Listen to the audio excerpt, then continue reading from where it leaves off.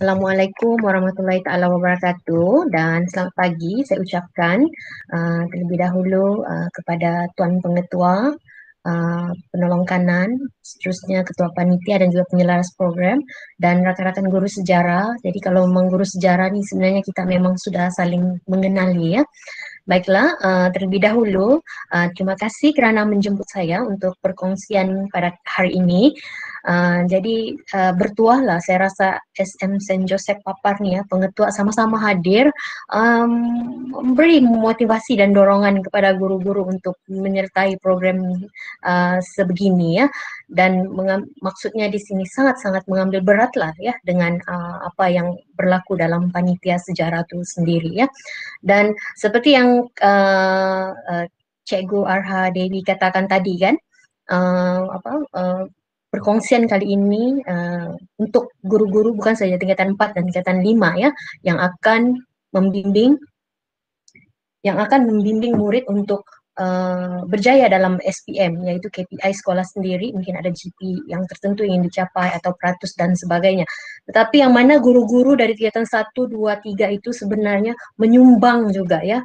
Yang mana kalau dari awal, dari tingkatan 1 kita sudah tahu format itu, kita sudah tahu macam mana pendekatan KSSM yang sebenarnya ni, kita boleh menyumbang dengan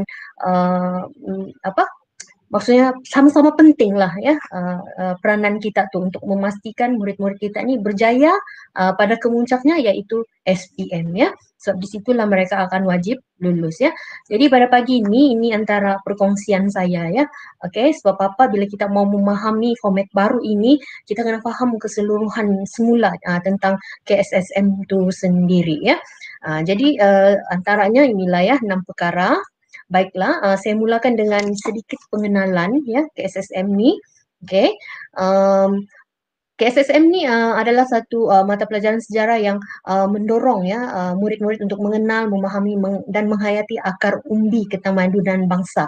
Maksudnya memahami tamadun masyarakat di negara kita, kemudian memberi pemahaman yang menyeluruh atau gambaran yang lengkap tentang sejarah negara kita di samping sejarah dunia yang mempunyai kaitan dengan sejarah negara. Maksudnya murid dia akan belajar tentang sejarah negara kita dan sejarah negara luar yang ada kaitan dengan negara kita atau memberi impak, apa yang berlaku di luar itu memberi impak kepada negara kita. Di sini kemahiran-kemahiran itu ialah membuat hubung kait, melihat secara kronologi dan seumpamanya ya. Dan yang paling penting ialah memupuk dan memperkukuhkan semangat setia negara dan kekitaan bangsa Malaysia. Macam hari itu kan kalau bersama dialog prestasi pengetua, ada pengetua yang mengatakan kenapa perlu wajib sejarah lulus ni ya. Sebab kalau kita tengok murid yang mau sambung belajar ke luar negara, dapat beasiswa, syarat dia sejarah tu mesti A+. Ya, kalau kita tengok perkongsian semasa pengarah memberikan ucapan semasa hari penganugerahan bagi pelajar cemerlang tu, dia tunjuk di situ ya 8A dengan sejarah A+ contohnya begitu kan.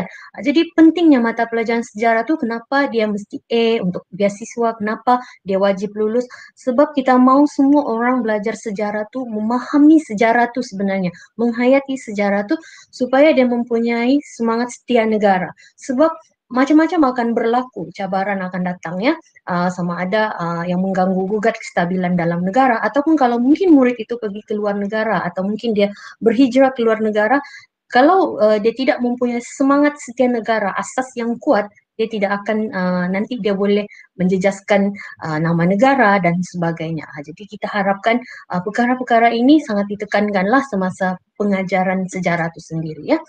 Baiklah, bila kita sentuh tentang KSSM, jadi di sini saya ambil contoh yang di SKP tingkatan 4 dan 5 lah. Maksudnya saya sentuh sebenarnya yang kita mau jelaskan di sini ni merangkumi keseluruhan lah ya, tingkatan 1 hingga tingkatan 5. Ini sekadar contoh lah. Di SKP ini kan guru-guru ya, guru kena tahu ya, kena guna dan kena faham. Semasa penataran KSSM mata pelajaran sejarah ini dari tingkatan 1 hingga tingkatan 4 dan 5, sepatutnya setiap muka surat tu dibuka satu-satu semasa kursus itu, semasa penataran itu, supaya setiap muka surat itu dibincangkan dan dijelaskan, dan ada bengkel khusus untuk bahagian konten itu. Kenapa bahagian konten tu? Sebab itulah nanti yang kita akan guna semasa proses PDPC kita atau PDPC atau PDPR kita ya. Jadi apa yang penting di sini cikgu kena faham apa itu standard kandungan, standard pembelajaran. Bagaimana daripada standard pembelajaran itu cikgu akan lahirkan objektif itu, akan hasilkan objektif itu. Kemudian objektif ini akan dilaksanakan melalui aktiviti. Bagaimana objektif yang cikgu mau laksanakan tuh ada aktiviti dia ya. Dan kemudian yang penting juga sekarang nih kalau KSSM ada penilaian dan pentaksiran, yang PBD itu kan. Jadi ini juga satu perkara yang baru, okay?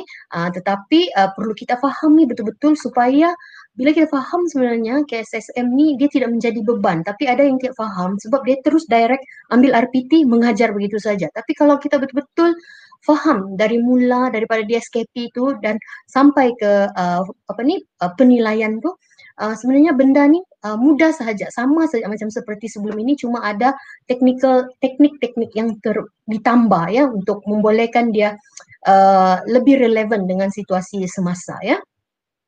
Baiklah ya, ini antara yang saya sebutkan tadi, standard kandungan, iaitu pernyataan spesifik tentang perkara yang patut murid ketahui ya, dan standard pembelajaran, maksudnya indikator atau kualiti atau apa yang ingin dicapai. Standard prestasi ialah setiap kali kita mengajar tu kita menilai murid, apa TP yang kita akan bagi, apakah tahap penguasaan murid dalam tajuk yang kita ajar. Jadi 3 perkara ni dia mesti kena faham dengan jelas dan supaya bila kita sudah tetapkan di sini kita boleh menilai dengan baik ya. Okey.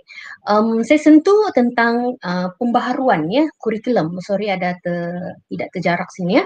Okey, pembaharuan kurikulum sejarah ni kalau kita lihat sama juga seperti dulu ya. Okey, dia bersepadu iaitu pengetahuan, kemahiran pemikiran sejarah. Ini pun guru-guru kena jelas ni ya, apa tu KPS, ada berapa elemen, macam mana apply di kelas dan sebagainya. Satu lagi yang penting ya, elemen kewarganegaraan dan nilai sivik. Dulu dia dikenali sebagai unsur patriotisme. Dulu dia dalam KBSM, guru mengajar kemudian mungkin di rumusan baru mau bincang tentang patriotisme. Tetapi untuk KSSM ini, elemen kewarganegaraan ni dia mesti ada objektif dia. Ya, sebab kita tidak mahu sudah KSSM ni dia tidak mahu sudah murid itu terlepas daripada elemen-elemen kewarganegaraan. Sebab kadang kalau kita ajar, kita fokus pada konten. Kita bagi tahu tentang contoh kenapa perang dunia berlaku, apakah kesan dia. Lepas tu tutup, habis belajar begitu saja. Jadi dalam KSSM ni tidak. Dia mesti ada, mungkin pengetahuan tentang sebab perang dunia, kesan perang dunia. Ada elemen kewarganegaraan sebagai objektif pembelajaran. Contohnya, pemikiran strategik, begitu. Jadi apa tu pemikiran strategik? Berikan bukti-bukti pemimpin kita mengamalkan pemikiran strategik. So di sinilah sebenarnya elemen-elemen ni membawa kepada penghayatan, kemahiran pemikiran sejarah, kemahiran berfikir aras tinggi ya. Jadi dari segi matlamat, objektif dan fokus ni dia lebih kurang macam yang sebelum ini. Cuma yang organisasi kandungan dia susun semula ya, tapi masih mengikut kronologi. Macam contoh kalau sejarah tamadun kita belajar sebelum ni kita ajar murid tingkatan 4. Tapi sebelum tu sekarang ni dia sudah tingkatan 1 ya. Kemudian pengaplikasian kebat ya, pengaplikasian kebat. Kebat ni saya akan sentuh lebih detail lah nanti ya. Dia sebenarnya menyeluruh ya. Maksudnya bila dalam kandungan pun ada kebat dia, dalam kewarganegaraan pun ada kebat dia ya. Dan kebat ni semakin penting, yang mana percentage dia dalam soalan peperiksaan tu semakin bertambah. Dan dia bermula sebenarnya dari menengah rendah, bukan saja daripada tingkatan 4, tingkatan 5. Jadi di sinilah sebenarnya peranan guru-guru sejarah ni, bukan saja guru tingkatan 4, tingkatan 5, tapi daripada tingkatan 1 kita sudah ajar dengan cara yang betul. Jadi tingkatan 4, tingkatan 5 guru ni boleh fokus kepada exam, konten ya. Tidak lagi perlu mengajar teknik-teknik untuk menjawab kebat ni ya. Ya, pendekatan secara mendalam, macam contoh kan, cikgu buat kajian kes, itu adalah salah satu kebat juga, itu adalah salah satu pendekatan pembelajaran secara mendalam ya. Okey, elemen merentas kurikulum saya rasa cikgu jelaslah di sini sama juga macam seperti sebelum ini ya. Cuma dia ada istilah-istilah baru seperti kelestarian global ya. Tapi sebenarnya dia benda biasa sajalah kelestarian, macam mana hubung kait dia dengan peristiwa yang berlaku di seluruh dunia. Tetapi istilah tu mungkin baru. Jadi cikgu baca saja. Itu saya katakan di awal tadi, pentingnya kita menyelami di DSKP itu ya. Okey, kemudian pentaksiran, perekodan, pelaporan ini PBD lah. Saya rasa cikgu-cikgu pun sudah mula buat ya, tapi nanti saya akan sentuh juga secara mendalam. Jadi ini antara perkara yang barulah dalam KS SM tu ya. Baiklah ya. Jadi kita lihat ini adalah matlamat kurikulum sejarah ya, iaitu mahukan murid-murid kita faham tentang masyarakat negara Malaysia dan juga dunia. Maksudnya masyarakat yang informatif lah ya, mewujudkan semangat perpaduan. Maksudnya bila dia belajar sejarah tu dia faham betapa negara kita ni dibentuk berasaskan perpaduan ya. Tanpa perpaduan mungkin lambat kita mencapai kemerdekaan atau mungkin tidak merdeka. Tapi kalaupun merdeka pun sentimen perkauman tu mungkin tinggi sebab rakyat di negara kita ni pelbagai kaum ya. Perasaan kekitaan, kesedaran kebangsaan dan kekukuhan perasaan cinta akan tanah air. Ini lebih pada patriotik lah nilai ya. Pupuk dan kukuh identiti diri. Maksudnya identiti diri ni macam kita belajar tentang warisan daripada alam Melayu daripada zaman Kesultanan Melayu Melaka ataupun macam Sabah, Sarawak ni, kita ada warisan-warisan kita sendiri.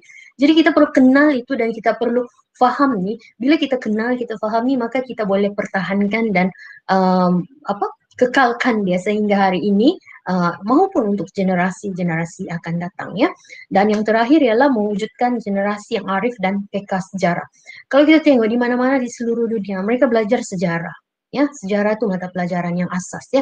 Okey, even kalau negara komunis pun dari kecil orang sudah belajar sejarah, bagaimana sejarah dia itu memupuk ketaat-setiaan kepada pemimpin dia yang diktator tu kan.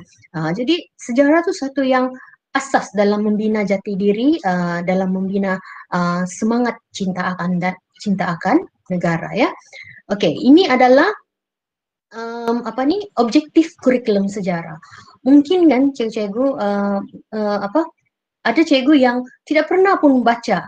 Bagi saya perlulah, itulah semasa penataran tu, okey, kita dengan PK masa tu, saya sebagai JUK, dia akan baca satu-satu ni. Okey, dia akan sebut satu-satu ni, dia akan explain satu-satu ni. Jadi perlu kita tahu cikgu, ya, supaya bila kita mengajar tu, kita tahu masa kita mengajar tu di sini saya mau selipkan objektif ini, objektif ini, objektif ini. Begitu ya. Macam contoh kepentingan sejarah dalam kehidupan. Okey, kadang murid rasa dia bilang, cikgu tidak penting ni sejarah bagi saya sebab saya ni mau jadi engineer, mau jadi doktor kan. So bagaimana cikgu bila cikgu tahu bahawa sejarah tu satu subjek yang penting, bagaimana nanti semasa PDPC atau PDPR cikgu menerapkan sejarah itu penting. Jadi begitu juga dengan kemahiran pemikiran sejarah. Di mana, masa bila, bahagian mana murid itu akan aplikasi kemahiran pemikiran sejarah ya. Okey, kemudian usaha dan sumbangan tokoh, kita mau menghargai, mengenal ya. Di mana-mana di seluruh dunia mereka pun mengagung-agungkan tokoh mereka ya. Macam kalau kita tengok Amerika, dia ada tokoh dia, Britain pun ada tokoh dia kan. Jadi begitu juga kita mesti ada tokoh kita yang kita agung-agungkan, lebih-lebih lagi yang memperjuangkan kemerdekaan negara ya. Okey, kemudian kepentingan dan peranan kepelbagaian kaum. Ini sampai sekarang lah kita mesti tekankan. Bagaimana dia melihat sejarah dulu, bagaimana susahnya bila kita usaha mau mencapai kemerdekaan, British cakap dia mau tengok dulu bagaimana kan kita ni bersatu. Mula dari pemimpin ya, sistem ahli ya, kemudian Pakatan Murni dan seterusnya, sampailah kemerdekaan tu kepelbagaian kaum dia mesti bersatu dulu. Baru British mau tinggalkan negara kita ya. Okey, bina minat terhadap sejarah sebagai satu disiplin ilmu yang dinamik. Ini lebih kepada bagaimana cikgu mendekati murid cikgu semasa proses PDPC itu sendiri atau PDPR itu sendiri ya. Okey, kemarin saya ada share dengan satu tim rakan-rakan guru dari negeri Perak tentang PDPC sejarah ya. Jadi saya rasa cikgu-cikgu pun mungkin ada yang ikut kemarin ataupun sudah ikut yang sebelum-sebelum ini. Jadi di situ sebenarnya kita cuba dapatkan idea tu dan kita ubah suai mengikut potensi dan keupayaan murid ya. Begitu juga yang ini perpaduan, kemudian KEBAT, kemahiran berfikir aras tinggi. Ya, kemahiran berfikir aras tinggi ni sangat ditekankan dalam plan pembangunan pendidikan Malaysia ya, yang dilancarkan 2013, sudah beberapa tahun ya, iaitu ke arah melahirkan generasi global yang dicakap mampu bersaing di peringkat global. Jadi di sini elemen kebat itu sangat penting ya, tetapi didapati elemen kebat itu kurang di dalam penerapan semasa PDPC. Jadi di sinilah peranan kita. Jadi bukan sahaja subjek sejarah, semua subjek ya. Okey, begitu juga kalau kita lihat bagaimana STEM, STEAM pun kita perlu terapkan semasa PDPC sejarah itu sendiri. Jadi di sini sebenarnya kalau kita faham elemen-elemen tu, kita senang, mudah untuk apply dia ya. Okey, yang terakhir di sini semangat patriotisme lah ya, mempertahankan kedaulatan negara ya. Sebab kedaulatan negara ni bukan saja tidak semestinya perang ya. Macam sekarang ni pandemik ini juga kan. Penting juga semangat patriotisme tu, bagaimana kita cintakan negara, patuh pada arahan, okey, menghormati pemimpin dan sebagainya ya. Okey, ini adalah kerangka kurikulum KSSM sekolah menengah secara umum. Ini matlamat dia. Ini pun sebenarnya kita kena faham ya, apa sebenarnya yang KSSM ni mau. Sama juga macam sebelum ini KBSM ya, hampir 20 tahun KBSM tu. So apa yang KBSM tu mau lahirkan? Jadi ini KSSM, dia mau melahirkan generasi yang seimbang, yang mempunyai pemikiran kritis dan kreatif dan inovatif. That's why ini semua selari ya perkembangan ni. Kalau kita tengok PAK 21 menekankan aspek kritis, kreatif, kebat pun kreatif, okay, inovatif semua ni kan. Jadi bagaimana semasa proses kita mengajar itu perkara-perkara ini kita terapkan. Jadi unsur-unsur yang menyokong dia tu yang di sekitar dia tu lah ya. Cikgu-cikgu kalau kita tengok ya, kita menggalakkan murid berkomunikasi, sikap dan nilai mereka, okey, nilai-nilai kemanusiaan, keterampilan diri, perkembangan fizikal dan estetika dan juga sains dan teknologi. Jadi dalam pembelajaran sejarah pun sebenarnya kita boleh, macam saya katakan tadi, boleh terapkan sains dan teknologi itu ataupun elemen-elemen STEM itu sendiri ya. Okey. Buat masa ni cikgu-cikgu ada soalan?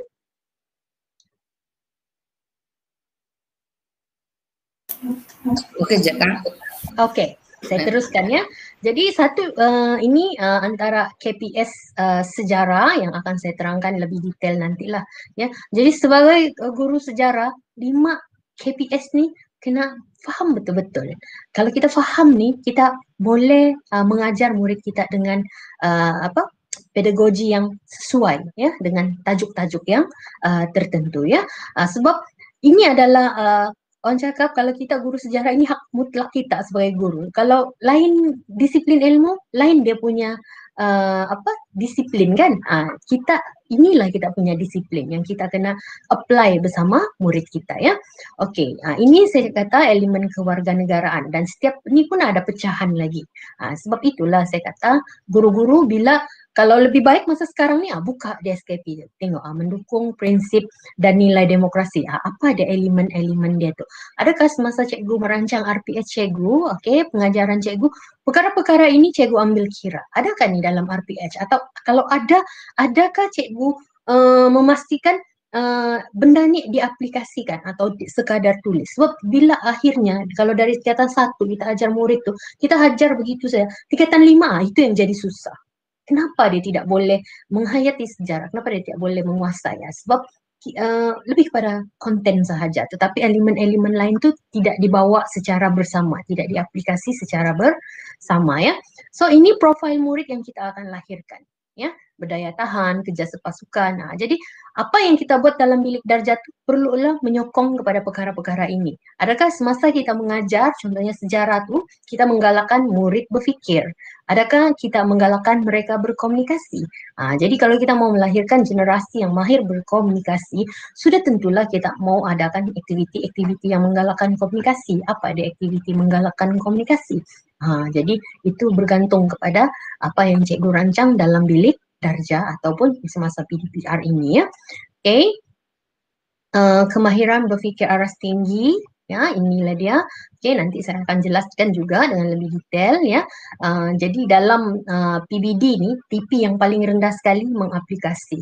Jadi bagaimana cikgu boleh bagi TP mengaplikasi? Bagaimana cikgu menilai murid itu? Dan bagaimana daripada mungkin murid itu setakat TP 3 tetapi semasa di tingkatan mungkin 2, 3 dia boleh sudah menganalisis, boleh sudah menilai dan sebagainya ya. Okey, ini strategi dia bagaimana untuk mencapai TP tu, okey, melalui PDPC tu kan. Jadi terpulang pada cikgu, saya rasa cikgu-cikgu pun semua sudah ada pengalaman bagaimana mau menjayakan PDPC atau PDPR tu, ini cadangan daripada BPK lah ya, contoh-contoh yang mereka bagi ya. Okey, ini adalah elemen merentas kurikulum. Jadi setiap kali kita mengajar, apa elemen merentas kurikulum yang kita aplikasi? Adakah bahasa? Saya rasa kalau ada pembentangan, okey, ada perbincangan, di situ kita tekankan aspek bahasa. Maksudnya kita bukan hanya sekadar mendengar murid tu, tapi bagaimana dia menggunakan bahasa yang betul. Satu lagi macam kita tengok, kenapa dalam penandaan sejarah khususnya 2019. Kenapa dia menekankan bahasa, aspek bahasa yang betul? Mesti ada subjek, ada predikat contohnya. Kerana itulah elemen merentas kurikulum dari segi bahasa. Cuma yang baru-baru ni penandaan kita tidak menekankan sangat ya, sebab mungkin pandemik, jadi kita pun tidak mau terlalu rigid dengan budak.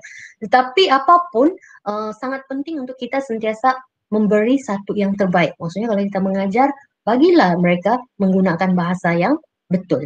Jangan sebab tahun lepas kan penandaan tidak kisah tu bahasa. Jadi tahun ni ikutlah. Jangan, kita bagi yang terbaik. Maksudnya apapun perubahan berlaku, murid itu tetap akan dapat markah, tidak akan kehilangan markah ya. So ada banyak di sini. Jadi yang mana satu cikgu akan guna? Yang mana satu paling banyak cikgu guna semasa proses PDPC cikgu atau PDPR. Jadi bahasa ni saya rasa paling banyak lah kan, kalau boleh hari-hari. Mesti kita mau murid tu berkomunikasi, menjawab soalan dan sebagainya ya. Okey, ini dia pentaksiran bilik darjah yang mana kita mengajar, kemudian semasa mengajar tu, semasa proses pembelajaran berlaku, maka kita sedang menilai murid kita ya. Dan bila kita menilai murid kita, kita memberikan dia TP ya, kita menentukan apa TP yang dia boleh capai melalui topik yang kita ajar tu sendiri ya. Jadi di sini kita perlu buat perekodan. Perekodan tu paling senang evidence PBD ni sendiri adalah RPH kita lah. Macam kita buat RPH kan cikgu, lepas tu kita buat refleksi.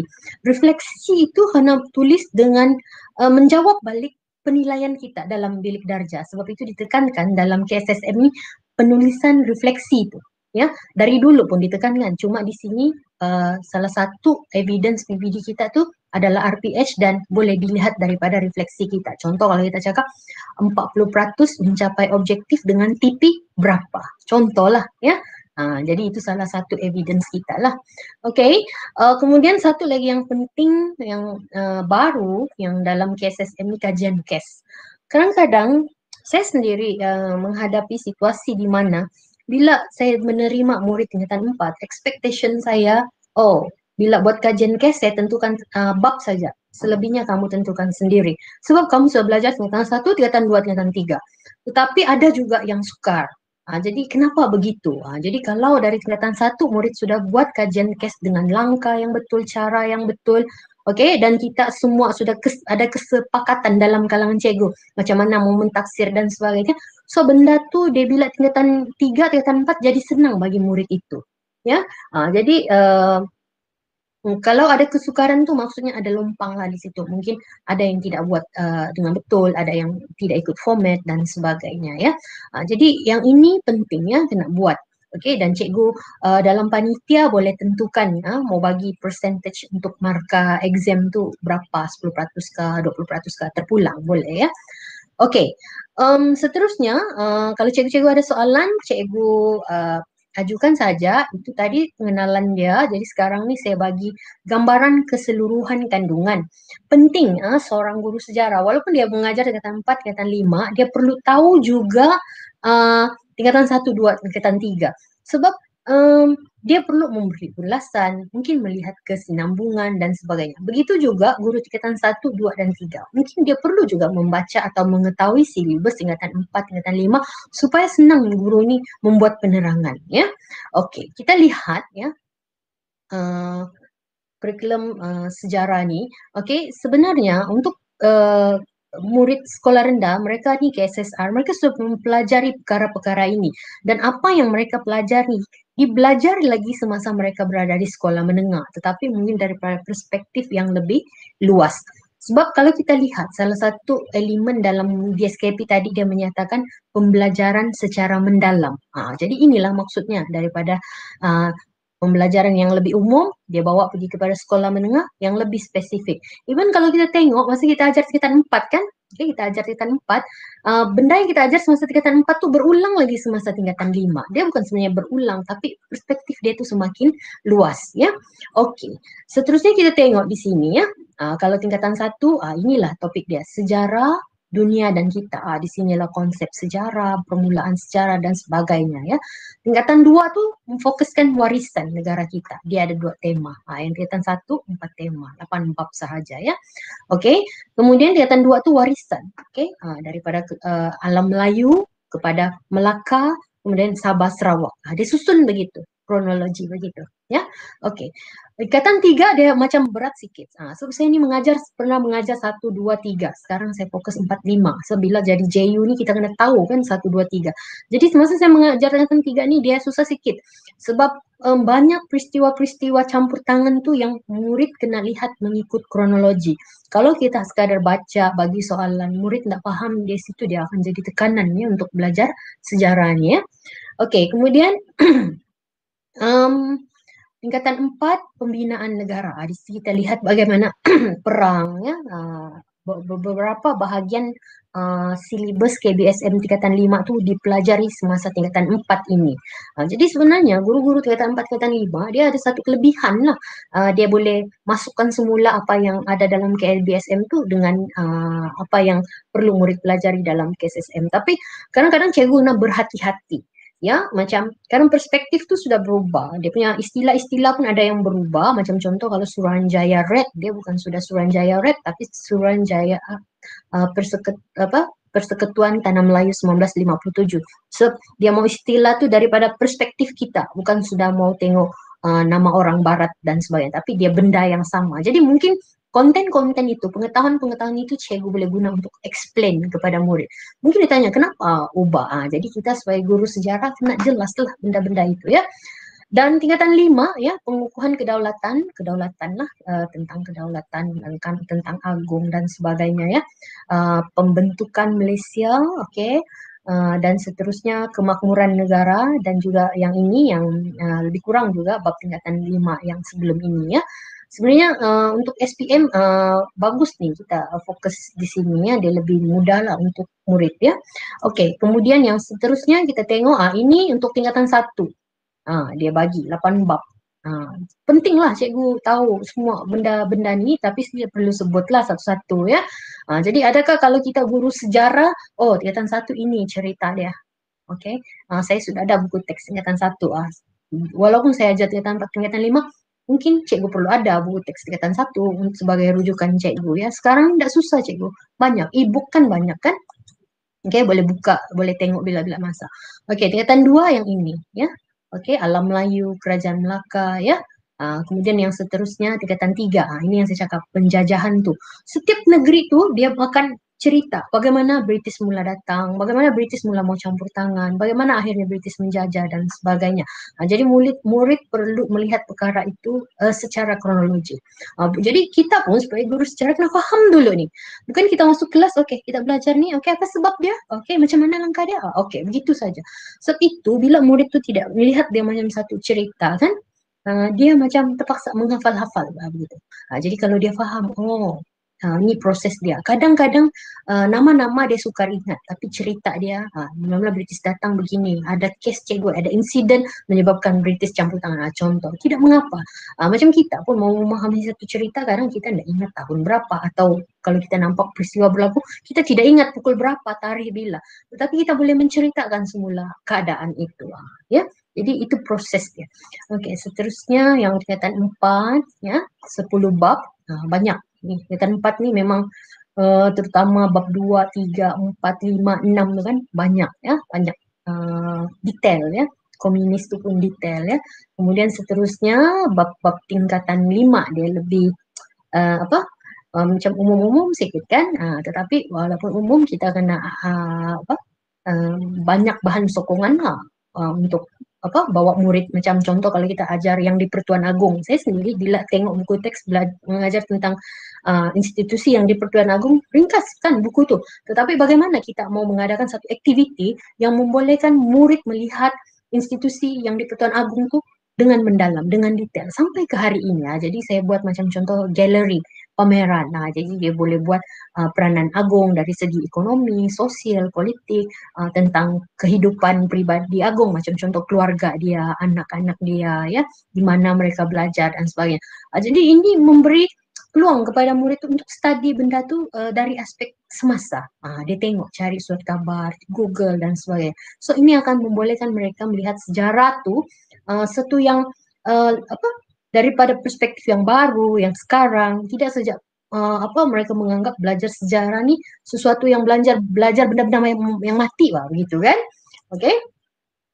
Okey, dari DSKP, daripada kandungan daripada DSKP, kemudian yang umum tentang konten sejarah tu, jadi saya beranggapan cikgu sudah melihat DSKP tentang 1, 2, 3, 4, 5 tu lah. Dari DSKP tu, macam mana lahirnya RPT tu? Kalau saya cikgu, saya suka buat RPT sendiri berdasarkan DSKP. Supaya kita betul-betul faham tu apa tu DSKP tu punya kandungan. Tapi saya tidak menafikan, macam contoh kan sekarang, kalau guru-guru baru contohnya, datang sekolah, cikgu boleh minta RPT? Saya tanya, DSKP sudah ada? Tiada. Jadi suruh dia baca dulu DSKP tu, baru bagi RPT tu. Sebab kadang guru terlalu bergantung pada RPT, dan RPT tu pun bukan dibuat sendiri, atau bukan sekolah kita buat sendiri. Kita terlalu bergantung pada RPT yang di luar. Kadang RPT itulah yang kita guna sampai berpuluh-puluh tahun, entah betul entah tidak ya. Dari RPT itu maka lahirnya RPH, itu yang maksudnya pembugaran, merangkai itu kan, apa tu,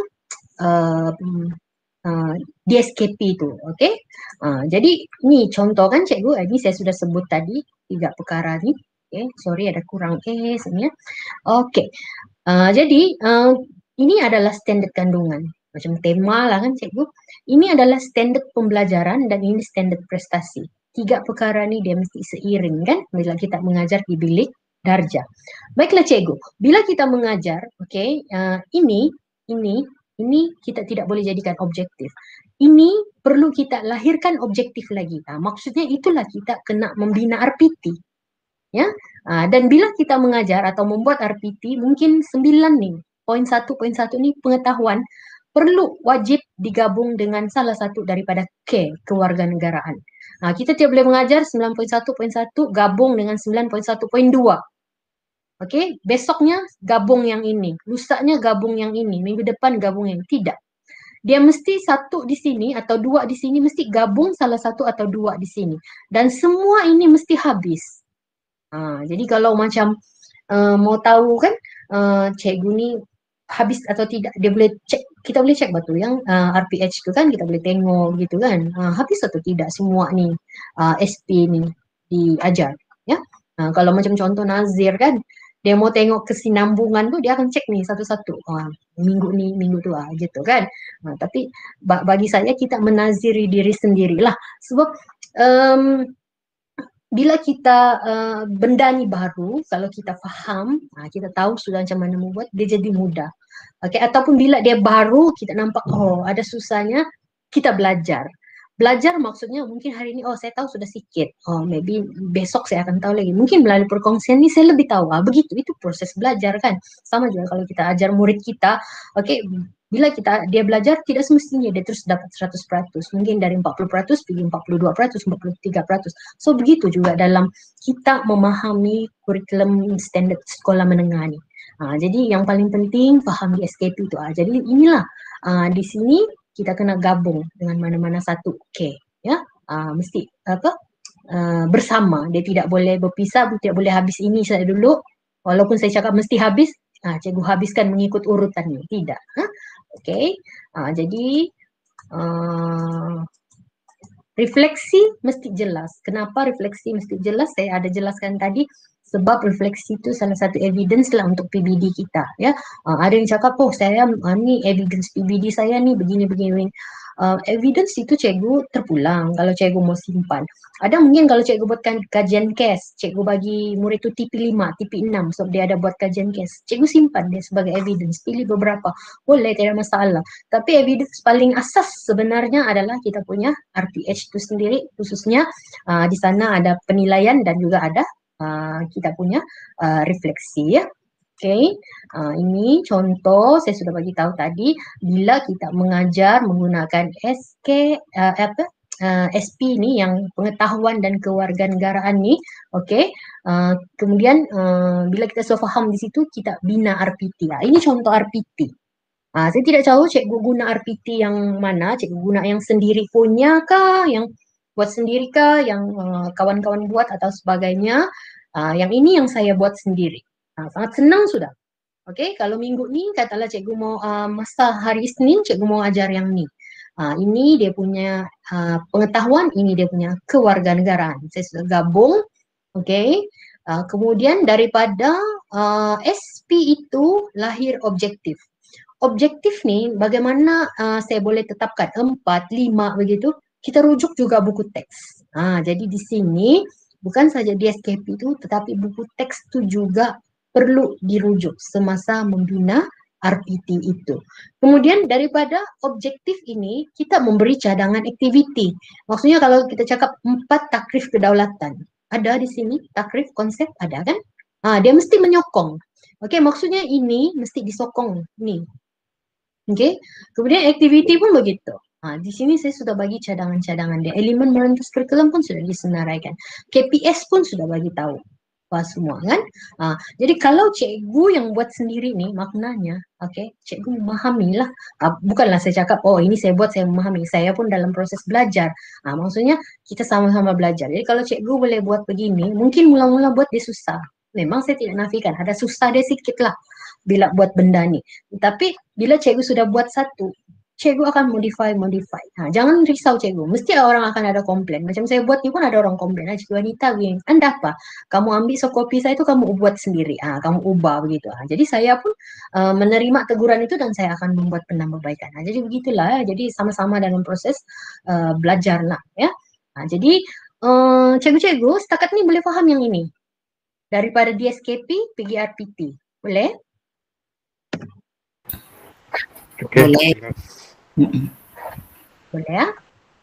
Okey. Ni ya. Okey. Daripada RPT pergi RPH. Okey. Jadi elemen-elemen ini mesti ada lah. Okey. Elemen-elemen ni mesti ada. Cikgu boleh buat snap ke apa ke, screenshot ke kan. Nanti. Jadi ini sebagai panduan lah. Saya tidak cakap dia yang terbaik. Tetapi dia lengkap. Ini yang perlu ada. Okey. Macam contoh. Ini detail lah. Cikgu mau mengajar tu bila apa kan. SK apa, SP apa. So, apa bentuk cikgu mau menilai murid cikgu. Melalui apa? Cikgu suruh buat petak minda kah, lepas buat petak minda dia explain kah. Okey, kemudian ada perbincangan dia memberi pendapat spontan kah. Okey, bukan membina modulnya, membina modelnya. Okey, jadi apa yang cikgu mau dia buat. Jadi di situ ini cikgu taksir dia melalui ini. Okey, SPI itu kan. Okey, aktiviti ni okey berdasarkan objektif pun mesti selaras ni benda-benda ni. Kadang-kadang itulah kalau kita tengok RPH orang, kita boleh agak tu, dia ni faham kan tak faham. Jadi benda-benda dari sini ke sini ke sini ke sini dia mesti selaras.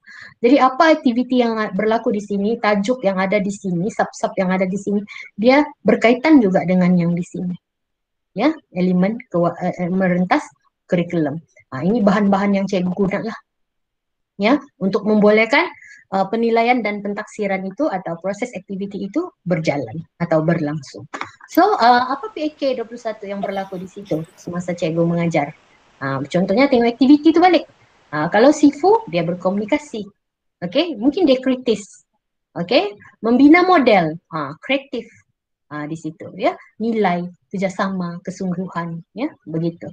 Jadi maksudnya bila kita ulaskan, kita boleh nampaklah semua benda tu terjawab di sini juga jawapan dia, ya.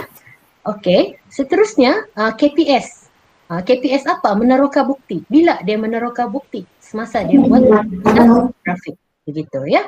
Jadi elemen-elemen ni cikgu kena tahulah, ya, di mana dia berlaku. Okey. Kemudian yang seterusnya hebat atau kemahiran berfikir aras tinggi. Di mana berlaku? Mungkin di sini. Okey, mungkin di sini, ya. Ya, bukan mungkin lah. Membina model ni kan, maksudnya the imagination. Membina tu dia reka cipta. Itu aras tinggi. Round table. Kepentingan kebijaksanaan. Kita minta pendapat budak ni apa? Berpusing kan? Secara round table kita tanya satu-satu. Jadi di sini juga kepentingan kebijaksanaan. Kita tanya apa tu kebijaksanaan? Macam tadi cikgu KP kita, cikgu Arha dia jelaskan apa tu pembugaran, berasal dari bugar. So begitu juga kita tanya dengan murid kita. Okey kelas, apa tu bijak? Apa tu kebijaksanaan? Apakah kepentingan kebijaksanaan untuk menghadapi cabaran? Berikan bukti-bukti kebijaksanaan pemimpin negara kita. Begitu. Dia ada, bila kita mau menyoal murid tu kan, dia ada aras-aras dia supaya dia apa tu guru sebagai pendorong tu kan dalam SKPMG, minda dia tu terdorong. So guru sebagai pendorong tu bukan saja masa set induksi kita mau mendorong dia ikut pembelajaran tu, tapi sebenarnya bagaimana semasa semua langkah tu ada proses guru sebagai pendorong tu, ya. Kemudian peta iting terpulang kalau cikgu masih mau masukkan, okey. Refleksi ya, mesti ada 4 perkara ni. Objektif cikgu berapa murid yang capai TP berapa? TP 3. Kenapa dia boleh capai minimum TP 3? Tapi ada lagi beberapa orang tidak capai TP yang saya harapkan. Kenapa? Cadangan saya 20 orang yang tidak capai itu saya akan buat begini-begini. Begitulah. Ya, jadi di sini sebenarnya refleksi ini sangat penting, ya. 3 perkara lah yang pentingnya. 1, 2, 3. Tak biasa kalau Nazir ya tengok ni ya. 1, 2, 3. Ya. Okey ya cikgu. Ada soalan setakat ni? Ya, ada soalan. Ya. Sebab kami sekolah TS25 kan, jadi ada satu lagi yang kriteria kejayaan tu kan. Kriteria kejayaannya. Macam mana kami mau bina apa tu kriteria kejayaan berdasarkan objektif? Sebab kadang-kadang keliru bah. Objektif dan kriteria kejayaan. Macam objektif yang ini pun sudah cukup detail menjelaskan 2 takrif kedaulatan. So, macam mana ayat kriteria kejayaan yang boleh dibuat berdasarkan objektif yang ini? Tapi kalau kamu sekolah itu, mesti dia ada ajar kamu kan macam mana mau hasilkan kriteria kejayaan tu kan? Bukan ada bengkel kah tu? Ada. Kan mesti ada tu kan, mesti ada ayat-ayat dia begitu kan? Tapi adakah dia mesti ada juga objektif, mesti ada juga kriteria kejayaan? Iya, mesti ada. Kalau objektif ni apa yang kita mau sasarkan? Kriteria kejayaan tu saya rasa lebih spesifik banding dengan objektif tu sendiri. Begitu. Begitulah. Ya. Sebab saya pun bukan sekolah itu, mungkin ini satu yang saya perlu dalami juga. Thank you juga tanya. Tapi itulah bila kita melihat dia bila ada objektif, ada kriteria kejayaan, saya rasa dia lebih spesifik. Apa yang kita mau murid itu capai, ya. Macam dululah KBSM, ada objektif, ada hasil pembelajaran lagi. Kan? Jadi guru pun dalam keliru, tapi last guru balik kepada objektif sahaja, ya. Tapi itu saya rasa kena tengoklah apa tu modul TS25 tu sendiri, ya. Apa yang dia maksudkan dengan kriteria kejayaan. Tapi saya akan buat pembacaan lanjut juga tentang perkara ini, ya. Okey. Ya, ada soalan lain?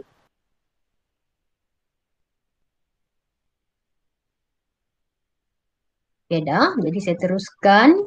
Oke, KPS. Oke, saya pergi cepat ya yang ini. Oke, kemahiran pemikiran sejarah. Saya rasa cikgu apa? Kalau kita guru sejarah ini tidak boleh tidak tahu. Itu sajalah. Jadi dia ada 5 KPS ya, yaitu proses kognitif, proses berfikir ya, yaitu meneroka idea yang kompleks kepada dan abstrak. Macam contoh kan, kalau kita ajar sejarah ni, kegiatan ekonomi masyarakat agraria. Dalam buku teks tu dijelaskan dengan perkataan-perkataan. Itulah tu abstrak. Tapi cerita dia ekonomi, sosial, politik begitu. Kompleks kan? Tetapi sejauh mana murid dapat memahami dia secara kritis dan imajinatif. Dia boleh imagine peristiwa tu. Itu yang maksudnya semasa proses PDPC tu atau PPR tu, bagaimana daripada 2 ni dia dapat yang 3 ni. Jadi apa intervensi cikgu atau apa pendekatan cikgu atau apa strategi cikgu mengajar yang membolehkan yang ketiga ni boleh tercapai ya. Kemudian dia melihat benda tu ada kesinambungan dia ya. Dari dulu hingga sekarang. Macam itulah saya selalu buat aktiviti kan yang dia macam ni, macam tadi saya cakap tu yang bila dia belajar institusi yang di Pertuan Agong.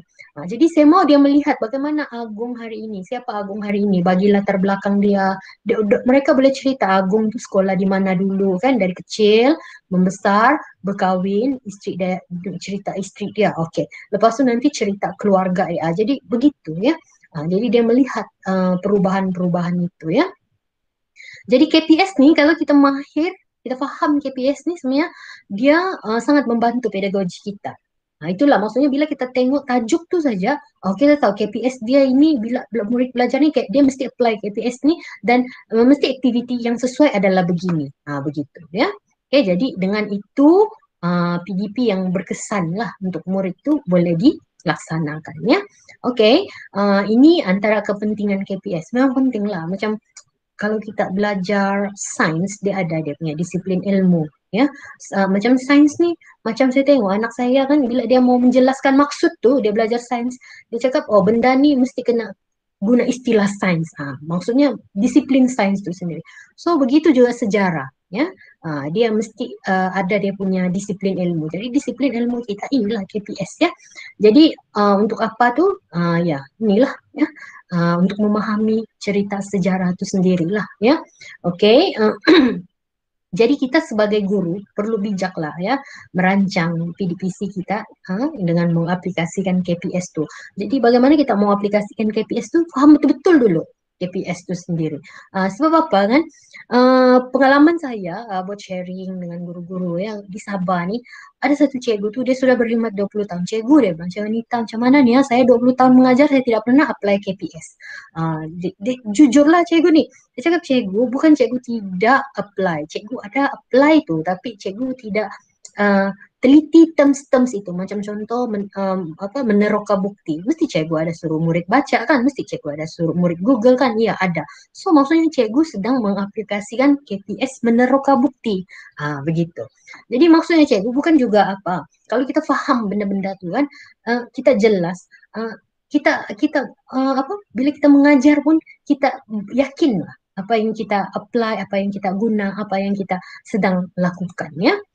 Inilah dia KPS dia tu ni 5 ni ya, memahami kronologi, meneroka bukti, membuat interpretasi, imajinasi dan rasionalisasi ya.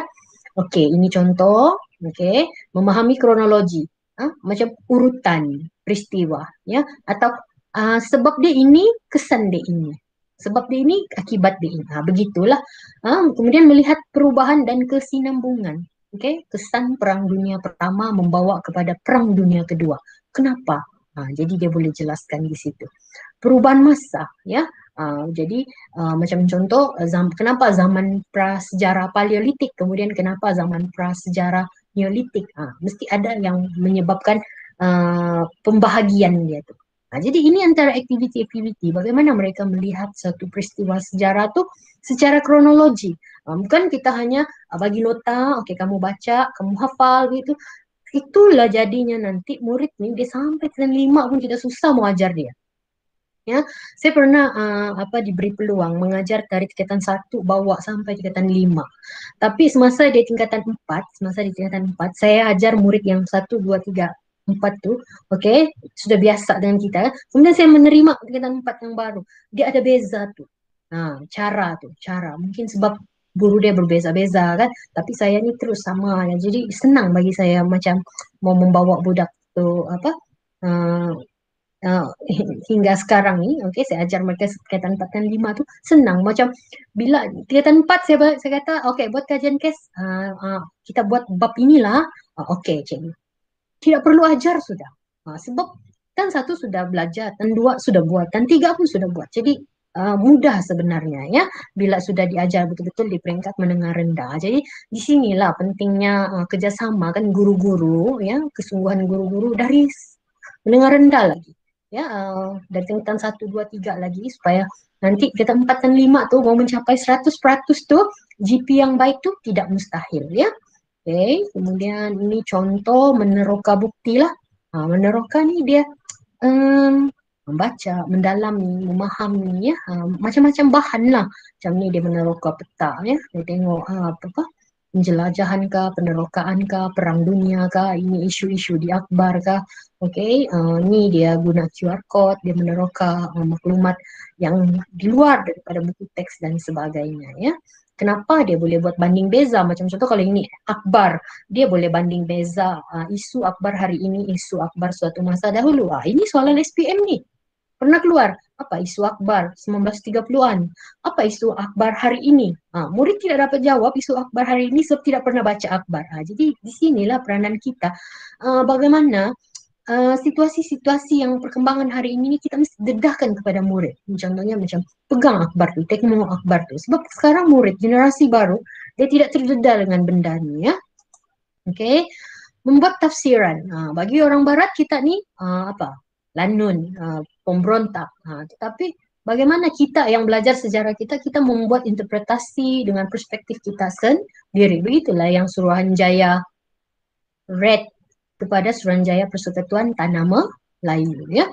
Okey, membuat imajinasi. Ini sangat penting cikgu. Sangat baguslah kalau cikgu, bukan saya cakap apa yang saya buat tu bagus, tapi berdasarkan pengalaman saya bila saya banyak melibatkan murid membuat imajinasi tentang peristiwa sejarah, dia mudah faham.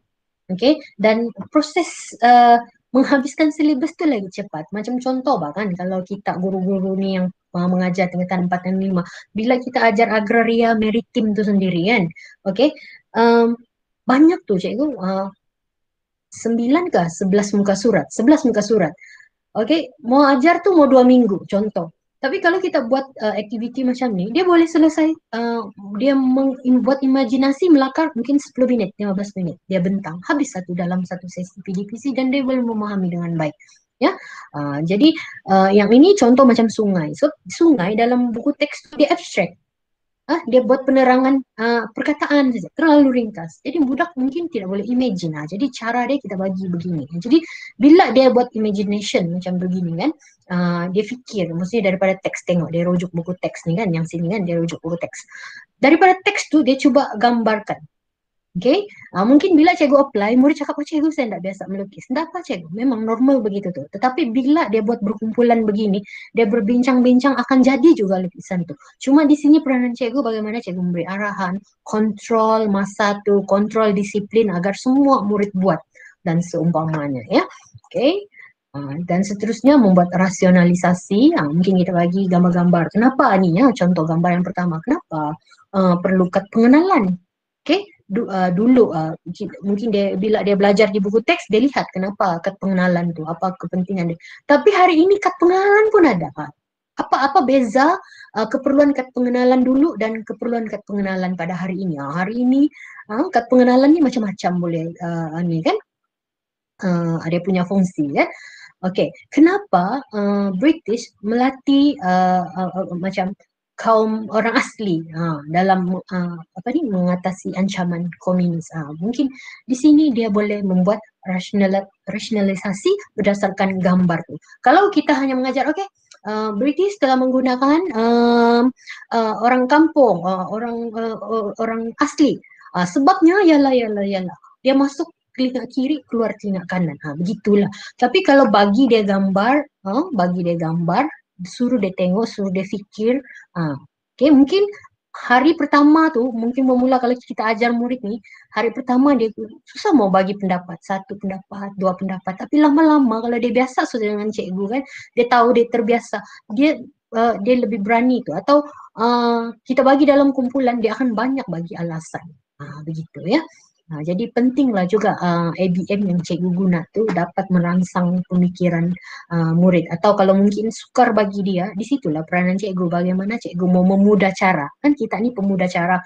Mungkin kita bagi clue-clue. Sama juga macam melukis. Macam dia tidak idea, cikgu macam mana mau lukis ni ya, orang air untuk minuman. Alah, lukis gelas je lah. Begitu contoh. Jangan bagi dia yang susah dulu. Tapi biasanya budak ni, bila kita buat aktiviti begitu, dia akan ada persaingan dan sebagainya, dia akan buat yang terbaik ya. Okey, itu KPS. Cikgu ada apa-apa soalan? Okey, kalau tiada kita rungkaikan pula kemahiran berfikir aras tinggi. Kemahiran berfikir aras tinggi ni, kalau cikgu-cikgu ingat, kalau cikgu-cikgu sudah jadi guru pada tahun 2013, disitulah permulaan ya. Dalam Pelan Pembangunan Pendidikan termaktub di sana ditekankan tentang KHEBAT tu, untuk membolehkan lahirnya aspirasi murid ni 6. Kenapa KHEBAT? Sebab kita mau melahirkan generasi yang ini. Ada pengetahuan, tapi pada masa yang sama ada kemahiran berfikir. Dia tidak hanya tahu, tapi dia boleh berfikir. Berdasarkan apa yang dia belajar tu, dia boleh fikirkan mungkin secara kritis. Maksudnya dari satu, macam kalau sejarah, kan? Dia belajar satu topik tu, dia melihat satu perkara tu daripada pelbagai perspektif. Ya, mungkin dari perspektif barat, kenapa dia begini, tapi kita sebagai warga negara Malaysia, kita perlu melihat perspektif kita begini, begitu ya. Okey, semua perkara ni, ini dia yang terkandung dalam Pelan Pembangunan Pendidikan. Dia cakap amat penting bagi sistem pendidikan negara membantu setiap murid memperoleh kemahiran, kerana inilah generasi yang kita mau lahirkan, seperti yang saya tunjukkan di awal tadi. Ya, jadi kalau murid itu kita tidak adakan aktiviti KHEBAT, aktiviti KPS, atau tidak berasaskan aktiviti, sukarlah. Macam contoh kan, bila kita suruh murid membentang, ada sesi soal jawab. Di situ sebenarnya kita melatih murid tu, masa dia menyediakan bahan, dia berdaya tahan, berusaha. Masa dia membentang, dia berusaha tu, dia berdaya tahan, berdiri, menyampaikan. Mungkin senang tu semua yang mau menyampaikan. Even saya sekarang-kadang pun, orang bilang, Hanita kau okey je tu bercakap. Tidak, sekarang saya pun makan takut, nervous ya, mau buat sharing ni ya. Jadi inilah pentingnya kita latih budak tu. Kemudian bila ditanya ada soalan di situ atau dia diprovok, bagaimana kita melatih dia dari peringkat sekolah lagi. Itu yang nanti dia akan menjadi penting untuk kehidupan dia pada masa akan datang. Kemahiran berkomunikasi ya, pemikir, maksudnya dia melihat satu perkara, dia boleh fikir macam mana mau selesaikan segera ya. Okey, dan semua inilah ya. So, pada tahun 2013 bermulalah usaha pemantapan aplikasi KHEBAT dalam PDPC, khususnya guru tingkatan 4 dan tingkatan 5. Kerana pada masa tu, SPM 2014 sudah mula soalan kemahiran berfikir aras tinggi. Ya, ini dia soalan kemahiran berfikir aras tinggi. Jadi dia sudah mula 2014, inilah dia punya percentage. Lebih kurang lah kalau dalam sejarah, ini umum kan, kalau dalam sejarah pun mungkin semasa 2014-2015 lebih, saya rasa 20% ya. 2019 pun lebih sudah 35%. Jadi dia meningkat. Tahun 2020 punya SPM 40%, dijangkakan dia lebih meningkat. Jadi cikgu, bila kita menghadapi, macam kita sebagai guru-guru ni sejarah selalu berjumpa, alah murid saya tak pandai jawab soalan KHEBAT. Tetapi cuba kita renung balik bagaimana pendekatan kita semasa di bilik darjah. Jadi amat penting tu. Itu yang saya tekankan semasa sharing dengan pengetua-pengetua hari itu. Aspek KHEBAT itu dalam di SKP itu dari tingkatan 1 sudah ada. Jadi aspek penekanan, aspek pengajaran KHEBAT itu atau penerapan KHEBAT itu dia bermula daripada tingkatan 1. Ya, jadi bagaimana guru mengajar dalam bilik darjah, mesti menekankan di mana elemen kebat cikgu lakukan, mesti jelas tuh. Ya, jadi bila semakin banyak, ini semakin mencabar. Jadi kita dalam murid belajar tentang fakta sejarah itu sendiri, bagaimana dari fakta itu membawa dia lebih kritis tentang fakta itu sendiri. Bagaimana dia boleh mengupas, membuat interpretasi, membuat rasionalisasi dan seumpamanya. Ya, oke. Ini saya sudah jelaskan tadi. Ini contoh kan. Ini soalan menengah rendah. Oke, saya ambil ini berdasarkan contoh TS3 tuh. Ya, oke. Soalan mendengar rendah dia sama sudah. Bukan macam lah, kalau sudah sama sudah. Oke, tengok soalan struktur dia. Kan? Tiga marka. Soalan kemahiran berfikir 4 marka. Oke, begitu juga soalan esei. Jadi sebenarnya kalau betul-betul kita mengajar dari kegiatan 1, 2, 3, beginilah sudah. Jadi PC pun ikut sudah di SKP yang sebenarnya, kebat, KPS itu semua ada. So, mungkin tingkatan 1 sukar sikit, tingkatan 2 dia lebih okey, tingkatan 3 dia lebih mahir sudah, tingkatan 4, tingkatan 5. Cikgu boleh fokus sudah dengan peperiksaan, persiapan untuk lulus 100%. Ya, okey. Ini menengah atas. Cikgu tengok sama juga struktur 3 marka. Di sini soalan kebat 4 marka, 8 marka. Okey. Jadi sepatutnya murid tidak masalah. Okay, ini yang saya share dengan pengetua-pengetua hari itu.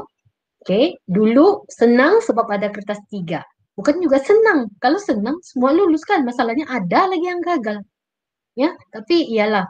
Macam sekolah saya pun agak terjejas sebab iyalah sekolah besar ramai ya dengan latar belakang kehidupan yang susah, ya, tidak muncul masa PDPR dan sebagainya. Tapi itu pun tidak boleh dijadikan alasan.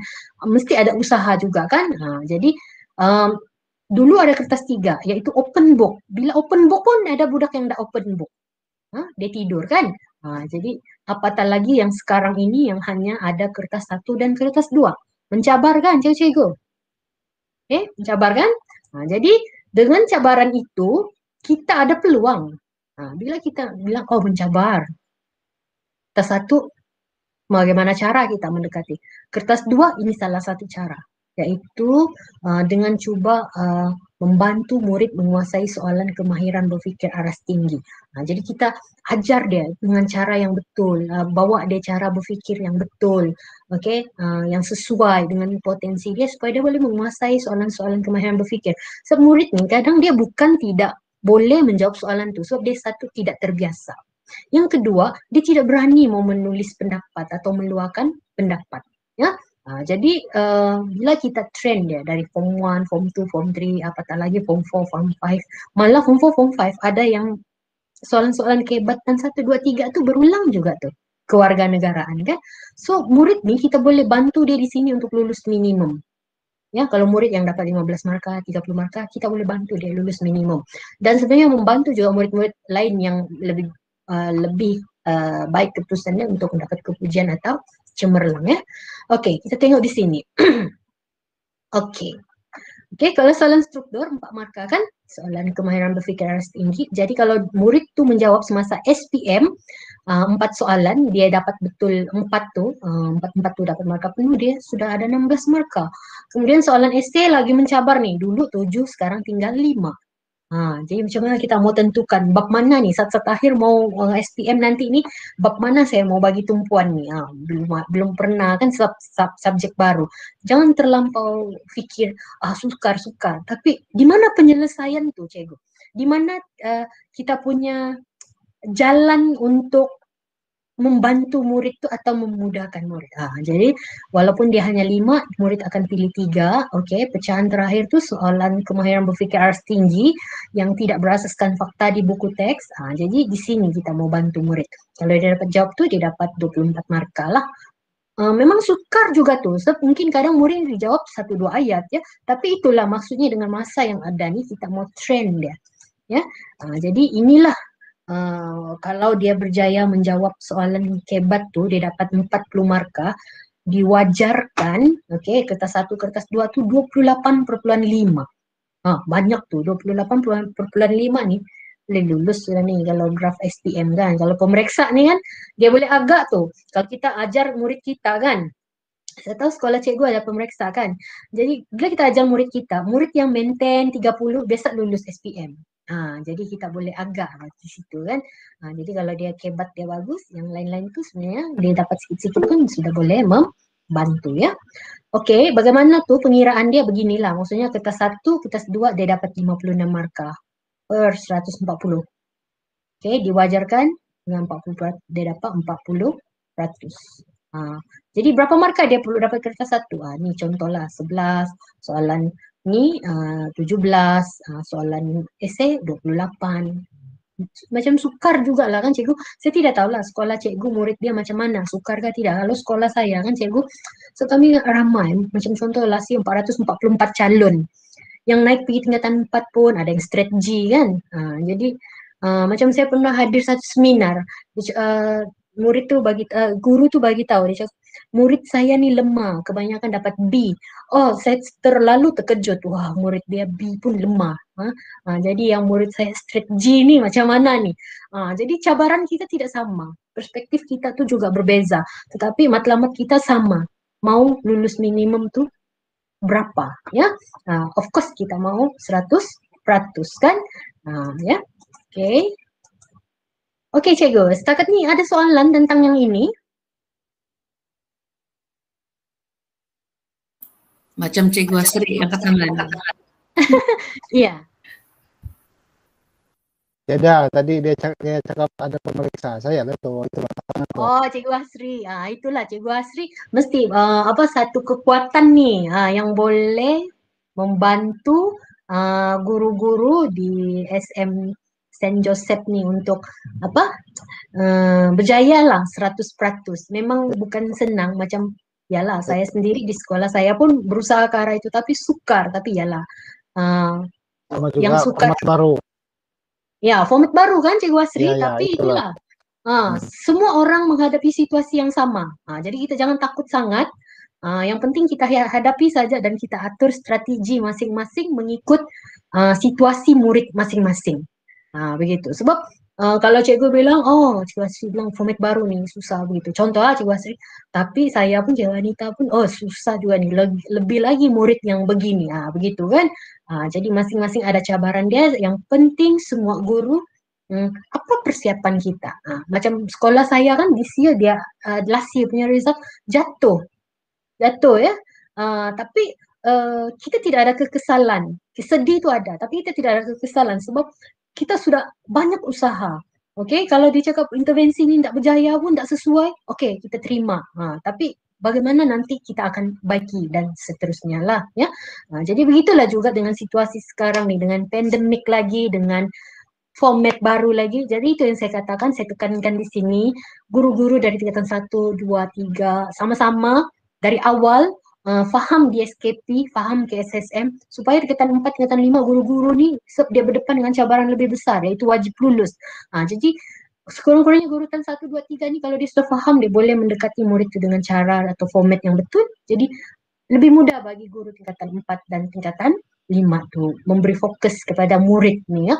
Sebab guru tingkatan 4 dan 5 ni dia bukan berdepan dengan periksaan tu, tapi situasi murid tu dengan situasi keadaan, dengan juga silibus baru. Jadi banyak ya.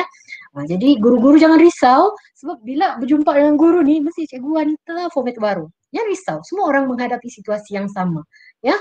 Jadi bergantung apa yang kita buat. Jadi Saint Joseph ni sebenarnya satu yang bernasib baik. Satu, ada Cikgu Asri. Kedua, pengetua masuk bersama ni.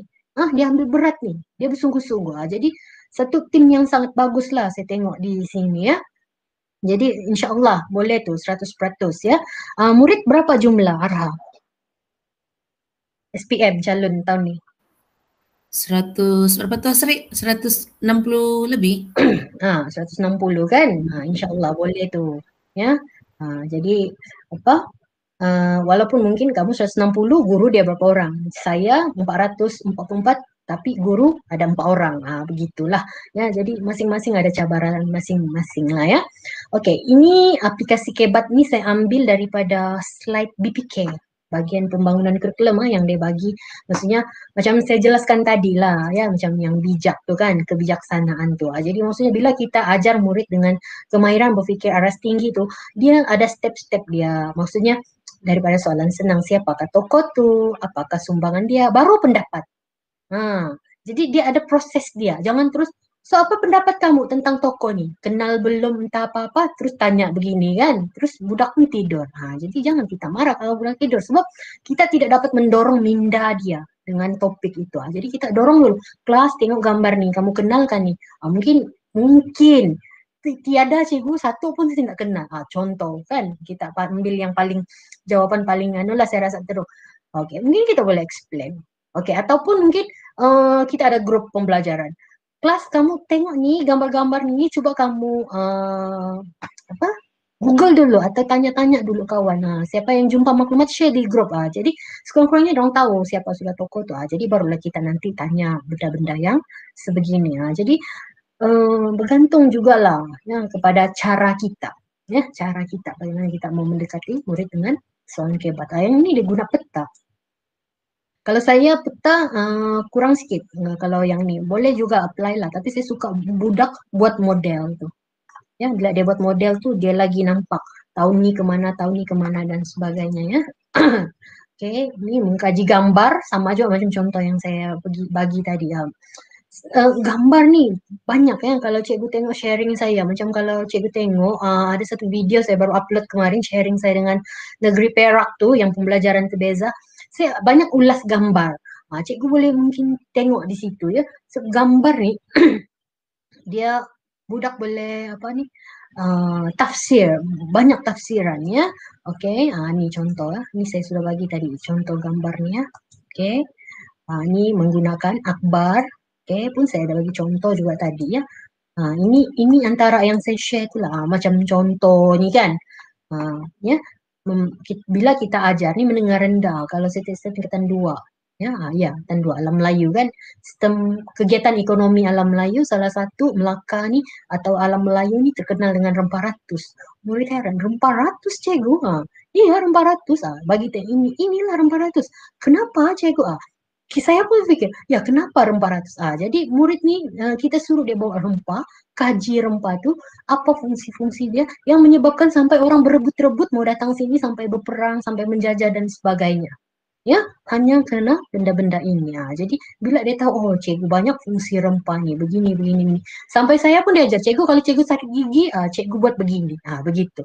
Jadi saya pun sebenarnya belajar dari murid tu. Okey, jadi ini proses dia. Ini dia buat pembentangan. Masa mereka buat dengan cikgu banyak nih, dia buat buku rujukan, buku masakan, buku chef Wan semua tu kan. Jadi maksudnya di sini dia mendalami peristiwa itu. Okey, sama macam tadi dalam pengenalan dia sekali. Yang kedua, dia melihat perkara yang dia pelajari dalam buku teks sejarah dengan situasi pada hari ini. Dia belajar tentang rempah zaman dahulu, tapi rempah tu pada hari ini kenapa dia sudah jadi murah dan sebagainya, tapi dulu dia sangat mahal ya. Jadi satu komoditi yang begitu penting ya. Okey, sama juga yang ini. Okey, iconic building, kita libatkan murid dengan aktiviti berasaskan bahan ya. Di sini kita belajar ajar ROM. Okey, banyak kan dia punya sumbangan dari segi seni bina tu. Tapi lepas tu kita mau murid tu hasilkan seni bina menggunakan bahan terbuang. Baru orang tahu, susah pula buat. Tambah lagi kalau kita kasih limit, guna kotak dan plastik sahaja, lagi sukar. Kemudian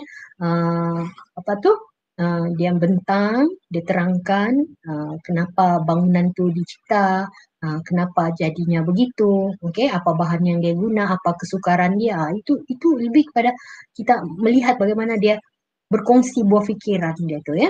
Okey. Sama juga yang ini yang tadi yang perang tu. Okey. Jadi bila dia tengok perang tu kan, tengok ni. Awal-awal kan Jerman ni dikelilingi oleh musuh dia. Jadi kalau dia memahami peta ni, okey, dia boleh jelas tu ya. Kenapa mu rasa Jerman boleh kalah? Kenapa Jerman dan sekutunya kalah?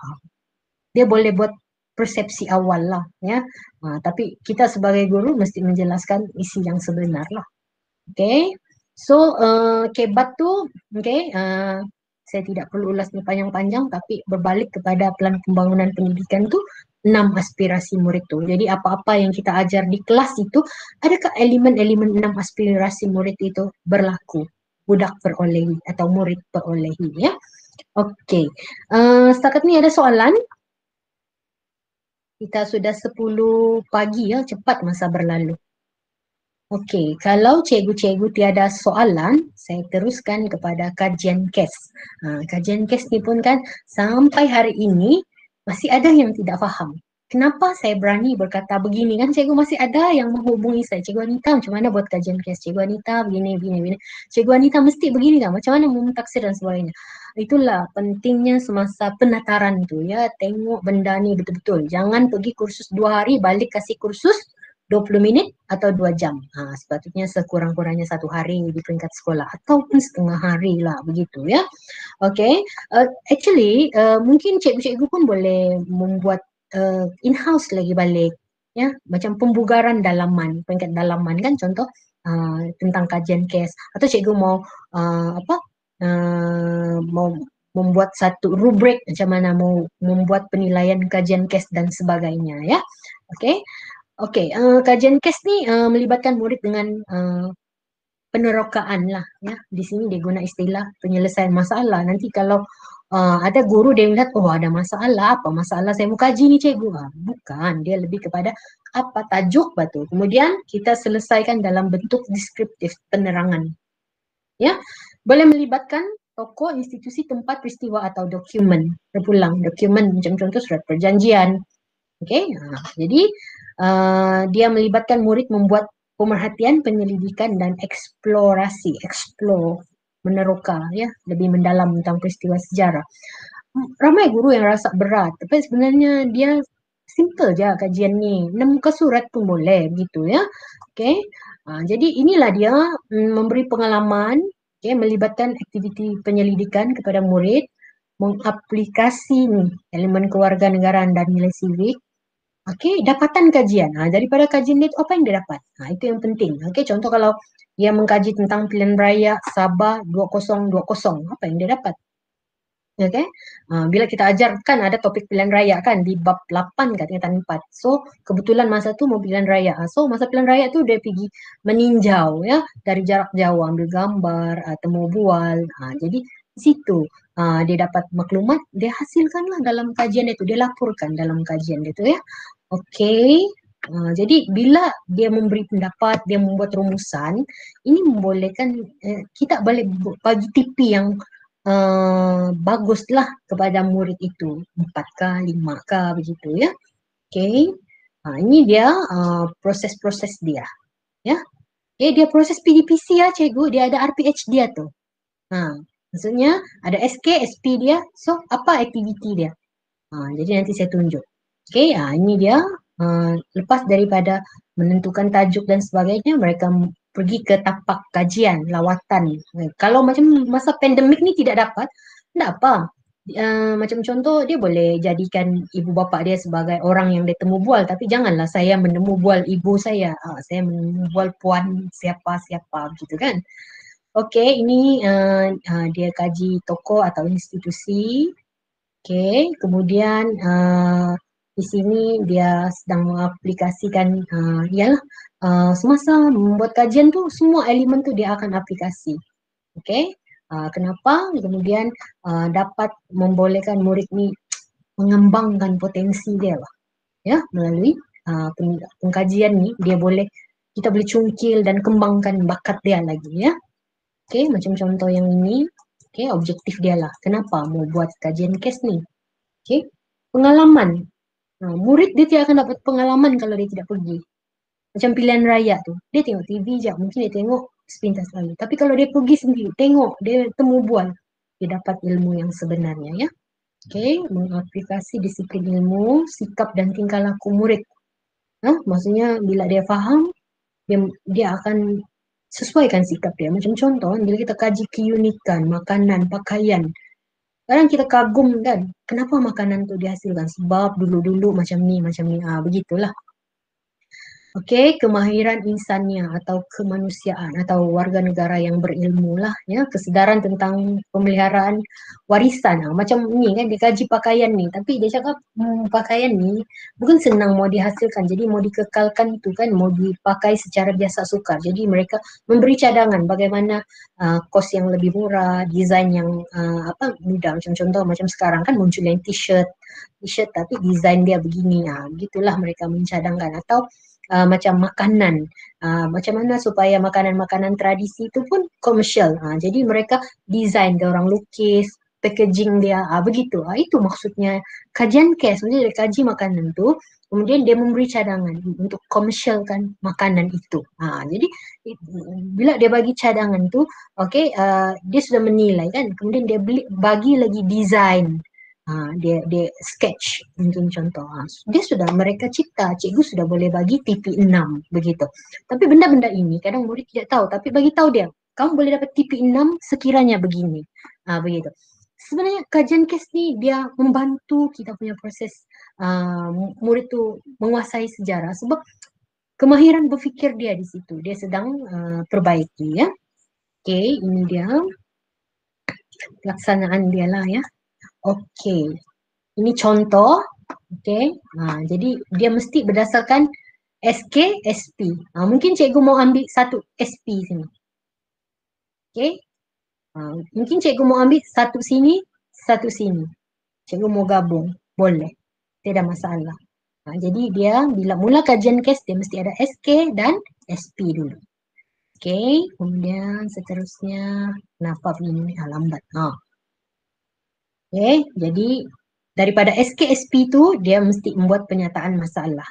Ya, apa masalah dia? Maksudnya SK-SP ada tajuk, apa dia punya perincian-perincian. Maksudnya persoalan-persoalan yang dia mau jawab. Nanti saya pergi lebih detail. Lepas tu membuat literature, melaksanakan kajian, membina objektif, okey, menentukan bentuk laporan, mengenal pasti kaedah kajian, membuat laporan dan membuat analisis data lah. Okey, ini dia punya langkah-langkah. Okey.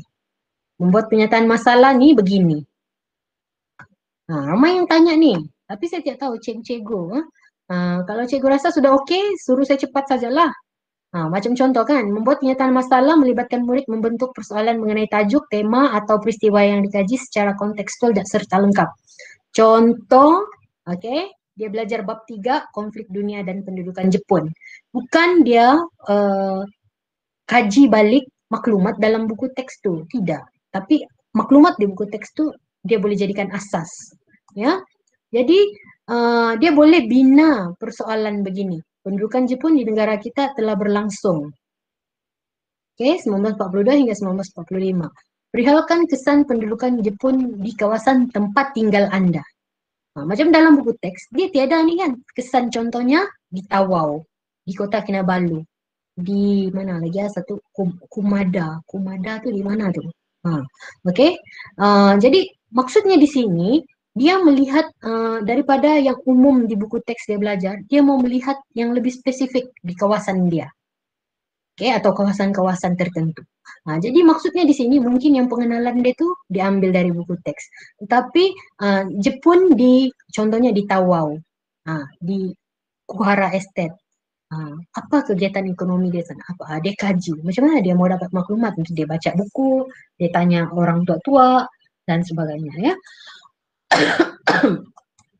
Kemudian bila dia sudah tentukan tajuk, dia membuat pembacaan lah. Buat pembacaan supaya dia boleh tentukan ya apa persoalan-persoalan kecil dia. Okey, supaya maksudnya bila dia baca inilah nanti bahan-bahan yang akan dia guna untuk dia bina persoalan kajian dia. Sebab ini yang bakal dia rujuk kan. Begitu.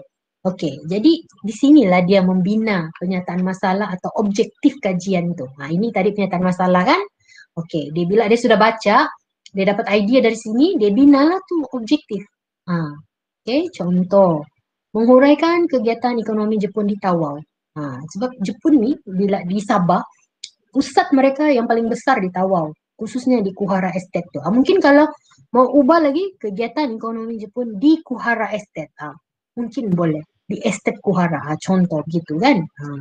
Jadi inilah lebih banyak lah. Maksudnya sekurang-kurangnya 3 hingga 4 lah begini. Menguraikan, menjelaskan latar belakang pendudukan Jepun di Tawau. Ataupun menjelaskan kedatangan Jepun ke negara kita. Mungkin B, menjelaskan latar belakang pendudukan Jepun di Tawau. Menghuraikan kegiatan ekonomi Jepun di Tawau. Terus menghuraikan iktibar. Tapi kalau dia mau tambah lagi kesan tuh, dia ada masalah. Jadi maksudnya kajian kes ini dia melihat sesuatu tuh macam di luar daripada apa yang ada di buku teks tuh, tetapi masih berkaitan. Macam contoh tadi tuh kan, murid mengkaji tentang, belajar tentang keunikan Sabah Sarawak. Jadi dalam bab keunikan tuh dia lebih mengetengahkan tentang tarian begitu. Tetapi kita boleh bawa murid untuk mengkaji tentang makanan, pakaian, budaya, alat musik. Maksudnya daripada yang asas di buku teks tuh dia mengkaji lebih mendalam. Itu yang tadi dalam di SKP itu apa? Secara mendalam. Jadi salah satunya secara mendalam tuh selain kemahiran berfikir arus tinggi ialah melaksanakan kajian case. Oke? Ini cara dia melaksanakan. Dia pergi ke perpustakaan. Kalau tidak pandemik lah, kalau sekarang mungkin dia Google sahajalah. Sebenarnya kita boleh ajar murid kita guna jurnal kah begitu kan, senang juga tuh cari jurnal melalui Google ni ya. Oke, temu bual ibu bapak ke jiran yang terdekat. So, sekarang ni pandemik kan, kalau tidak pandemik boleh saja kan. Dia pergi melawat, oke, atau tengok TV, rancangan TV, YouTube dan sebagainya. Bagi saja link tu kan nanti di dalam rujukan. Oke, apa bentuk laporan? Ada yang tanya, cikgu mau buat folio kan lagi ni? Boleh buat folio. Cikgu kalau sudah buat folio, mau buat video kan lagi? Kalau saya mau buat folio tu. Saya mau budak buat folio. Saya mau budak buat folio. Okey, folio tu tidak banyak. 6 muka surat, 5 muka surat. Yang penting semua yang dilapor tu mesti ada. Video tu sebab dia mesti bentang ya. Laporan tu mesti bentang. So kita mau murid berkomunikasi. Jadi sebenarnya kalau boleh kita mau tanya lagi kan. Itu maksudnya di situ mesti ada soal jawab. Tapi sebab pandemik ni saya mau dia buat video, okey. Jadi dia bentang menggunakan video tu. Kalau dia bentang guna video pun semua tu ada kajian kas sudah tu. Tidak semestinya mau ada folio. Tapi kalau cikgu mau ada folio, mau ada video, tengok mampukah murid cikgu sesuaikan dengan potensi dia. Cikgu boleh buat justifikasi. Mungkin kalau kelas cikgu Arha, saya mau dia buat video saja cikgu Anita. Tapi sebelum murid tu buat video, dia mesti ada penulisan kan. Macam mana dia mau buat video kalau dia tidak ada bahan penulisan. Itu terpulang pada cikgu. Kalau cikgu mau video. Tapi kalau saya, biarlah ada penulisan dan ada video tu. Begitu. Jadi ikut kemampuan murid cikgu. Ya. Mungkin juga lepas dia buat kajian tu, dia mau buat dalam kertas manila begini saja. Pun okey. Tidak semestinya mau ada folio lagi, mau ada kad manila lagi. Kesian juga budak kita tu kan cikgu. Macam ni kan.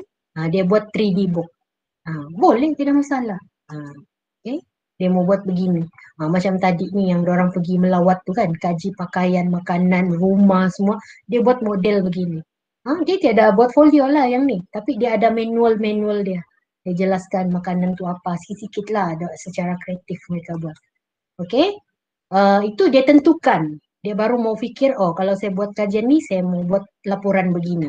Ini dia melaksanakan lah. Dia berbincang. Ini dalam kelas. Okay, ini dalam kelas menentukan objektif, kaedah. Ya. Ini membuat rujukan. Okay. Ini dia menyediakan laporan. So mungkin kita bagi dia dulu masa keluar, cari bahan dan sebagainya. Lepas dalam kelas, ini pun ada RPH dia juga. Sebab 3 minggu. Kan laksanaan kajian 3 minggu ada dia punya RPH tu. Okay. Tapi biasa 3 minggu tidak siap, selesaikan di luar bilik darjah lah. Itulah salah satu caranya bentang guna video senang. Okay, membuat analisis data tu maksudnya yang tadi ni kan, ni.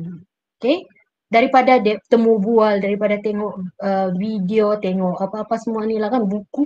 Di sini dia menyusun maklumat tu, dia mengurai. Okay, bukan copy paste. Budak kita memang hebat.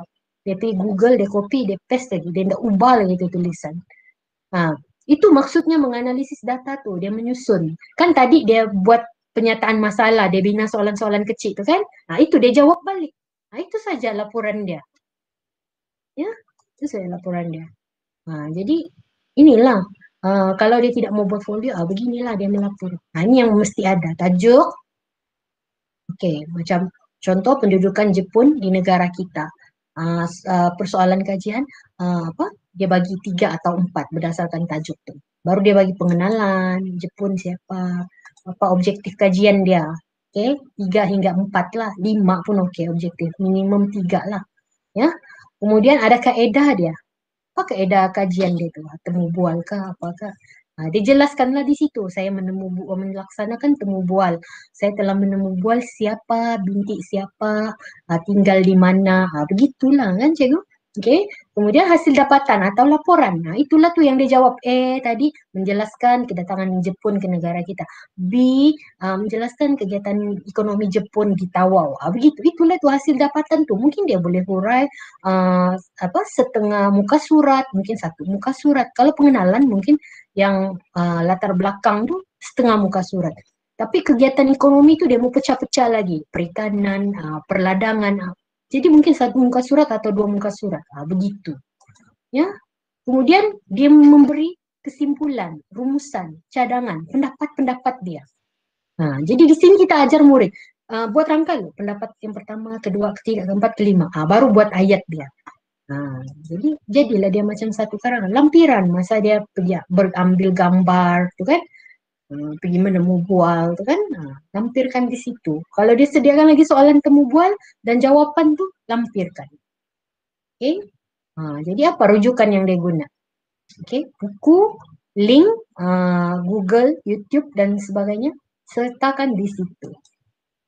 Okey, maksudnya kalau dia guna video, dia melaporkan, antara rujukan saya guna ialah yang pertama, kedua, ketiga. Begitulah kan. Ini contoh-contoh lah yang saya ada share di channel saya tu kan, yang hasil kajian murid tu ya.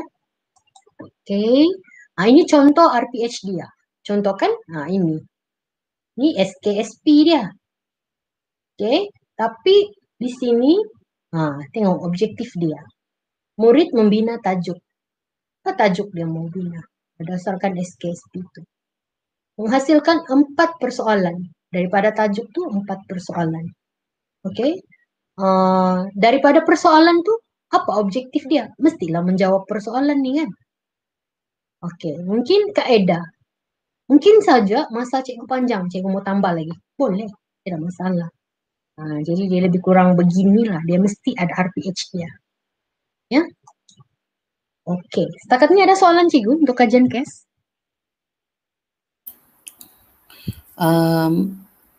Puan, sebab kami PBL pun kena buat kan. Jadi kajian kes pula wajib. Jadi ada cadangan untuk pengetua ada kemukakan lah. Dia cakap kalau kajian kes wajib, kenapa kalau PBL tu mungkin tidak payah dibuat lagi lah. Tapi saya tidak pasti pasal PBL punya arahan ni, setahu saya dia memang suruh semua guru untuk buat lah. Jadi adakah ada pengecualian untuk guru-guru buat PBL kalau kita sudah buat kajian kes untuk guru sejarah? Kalau bagi saya cikgu, kajian kes ni PBL lah. Oh, boleh sekalikan lah dia punya. Dia sebenarnya kan dia buat kajian ni project PBL, pembelajaran PBL, problem based learning. Kan dalam kajian pun persoalan kajian, ada persoalan kajian kan. Ini merupakan satu PBL, cuma kalau PBL ni dia ada yang co-academic, dia ada yang akademik. Ini adalah PBL akademik. Ini adalah pembelajaran berasaskan projek, kajian kes. Kajian, pembelajaran. Jadi mungkin boleh bincang dengan pengetua sebab dia akan ada hasil dia. Tapi kalau PBL yang sebenar-benarnya lagi, maksudnya macam contoh kan, kalau saya sendiri guru inovasi, biasa kita buat mau menyelesaikan masalah. Kita lihat satu masalah, kita hasilkan produk. Itu yang PBL yang satu tahap lagi lah. Tapi sebenarnya kajian kes sejarah ini juga adalah satu PBL. Cuma itulah cikgu kena buat dengan step-step yang betul, yang macam saya tunjukkan tadi. Kan? Sebab dalam semasa pengarah pendidikan negeri kita melancarkan PBL nih, inilah format dia untuk sejarah. Kamilah juga yang buat dia punya format tuh. Nah, sebab kenapa kita mau ada, boleh saja kalau mau buat PBL yang saya pun tidak tahu macam mana mau selesaikan. Cuma kalau pemahaman saya PBL macam contoh kalau sejarah, saya hasilkan formula kebat sejarah. Itu ya problem based learning. Tetapi ini pun dia ada persoalan kajian kan, problem juga kan. Tapi maksudnya di situ bukan satu masalah yang sukar untuk mau diselesaikan dalam sejarah. Kita guna pendekatan sejarah, maksudnya mau menjawab persoalan itu, kita cari jawaban-jawaban dia melalui kajian itu. Jadi dalam project based learning ini yang paling tuh step-step tuh. Jadi di sini pun dalam kajian case pun saya rasa step dia sudah jelas. Oke, step pertama, kedua macam saya tunjuk tadi itu kan. Jadi nanti mungkin cikgu-cikgu boleh tengok balik video ni kalau perkongsian ni untuk memahami balik tentang kajian case. Saya ada juga buat satu video khusus saja untuk kajian case tu. Mungkin cikgu boleh tengok di situ ya. So kalau bagi saya sejujurnya secara pribadi PBL sejarah itulah kajian case. Kalau mau buat dua-dua, kalau banyak masa tengoklah potensi murid ya. Sebab mungkin pengetua dia ada PBL tu bagi dia yang macam mana. Jadi terpulanglah, saya tidak boleh cakap mesti dikecualikan. So sebab itu bergantung kepada pihak sekolah. Tetapi kalau bagi saya kajian case tu adalah projek juga. Satu pembelajaran berasaskan projek. Ada isu yang mau diselesaikan iaitu persoalan kajian. Mungkin ketua panitia boleh cuba bertanya dengan pengetua, berbincang. Tapi itulah, bila pengetua mahu dia satu projek dia, ada penulisan dia, ada produk dia, begitu juga mungkin dalam kajian case ni, kita mungkin bagaimana mau gabung apa yang expectation sekolah tu, mungkin kita ada folio dia, begitu. Jadi nampaklah projek budak tu, dia tulis dengan betul, ada bukti dia, ada step-step yang betul dan sebagainya. Macam saya sendiri, itu yang saya cakap, saya mau ada folio, mau ada video, mau ada produk dia. Macam contoh yang rumah mini itu kan, rumah orang tradisi tu, situ projek dia. Tapi itu melibatkan ramai murid, ya. Jadi paling mudah folio lah kalau masa pandemik ini. Boleh juga scrapbook, begitu. Terpulang lah, ya. Jadi kan Arha, bagi kakak, dia boleh jadi PBL tu kajian case tu saja. Tapi keputusan di tangan pengetua. Dia mau asing-asing kah atau sebagainya. Okey, terima kasih. Ya. Wah, hebat kamu nih ya, PBL, kajian case. Kalau yang sudah biasa tuh dia tidak masalah tuh. Banyak boleh buat sekali. Okey, ada soalan lain, cikgu? Okey, kalau tiada, ini saya cepat saja. Saya rasa guru-guru dia boleh bergantung kepada SU PBD masing-masing lah kan, macam mana mau buat perekodan ya. Yang penting cikgu selesai satu bab, mesti rekod. Di mana disenarai nama. Contoh kan, disenarai nama tu bab 1. TP berapa si Ali dapat? TP 4 kah, TP 3. Lepas tu nanti dah sudah ajar bab 1, 2, 3, 4, kelihatan 5. So keseluruhan TP dia untuk tema tu berapa? 5 kah, 6 kah? Mungkin sebelum tu cikgu bagi 4, 4, 4, 4. Tapi akhirnya cikgu mau bagi 5. Apa justifikasi cikgu? Boleh saja tu cikgu, tapi mesti ada justifikasi. Dan TP yang paling minimum adalah 3 ya cikgu. Iaitu mengaplikasi. Kalau dia dapat kurang-kurangnya 3, cikgu rekod. Tapi kalau tidak, cikgu kena cari intervensi lah. Macam mana mau bantu dia untuk melepasi tahap penguasaan TP3 itu. Macam contoh, bila kita ajar tentang pemimpin, tugas pemimpin ialah sekian-sekian. Tapi budak tu dia susah mau aplikasi. Kalau saya jadi Perdana Menteri, dia tidak boleh jawab. Cikgu permudahkan. Kalau kau jadi ketua kampung, pun tak boleh. Macam sudah fikir tak boleh kan? Kalau kau jadi ketua kelas, gitu. Kasih permudah lagi. Jadi kalau dia cakap, kalau saya jadi ketua kelas cikgu, begini. Boleh 5 orang je pergi tanda satu hari. Contoh lah. Jadi kenapa 5 orang? Tanya begitu. Sebab kadang budak ni jawapan dia pelik-pelik kan. Ya. Okey. Macam saya cakap tadi, mungkin cikgu mau ubah. Daripada 4, 4, 4, akhirnya cikgu mau bagi 5. Itu bergantung kepada pertimbangan profesional cikgu.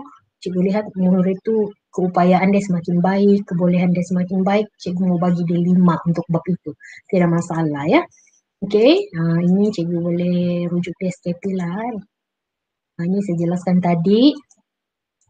Okey, jadi untuk DSKP ni kena kenal, kena tahu, kena faham, kena guna, rancang PDP, PDPC tu. Okey, jadi lapor. Ini lapor dia lah ni yang PBD tu. Okey. Jadi yang penting cikgu ada rekod. Setiap kali habis bab cikgu ada rekod di buku rekod cikgu lah atau di file cikgu. Jadi senang. Bila-bila orang cakap, oh key in sudah, mau ada pemantau. Cikgu sudah ada. Jangan tidak rekod cikgu. Jangan hujung tahun atau pertengahan SEM, oh mau markah PBD. Apa? Terus jadi je markah tu. Jangan gitu cikgu. Buat ada senarai nama bab 1 Sianu dapat berapa. Selesai bab 2 terus isi. Begitu. Mesti ada. Itu namanya borang transit. Borang transit ni tidak mesti kita ambil yang dari grup-grup tu. Ya, mesti yang itu. Tidak, cikgu senarai nama pun cukup. Okey, ini yang penting saya mau share dengan cikgu.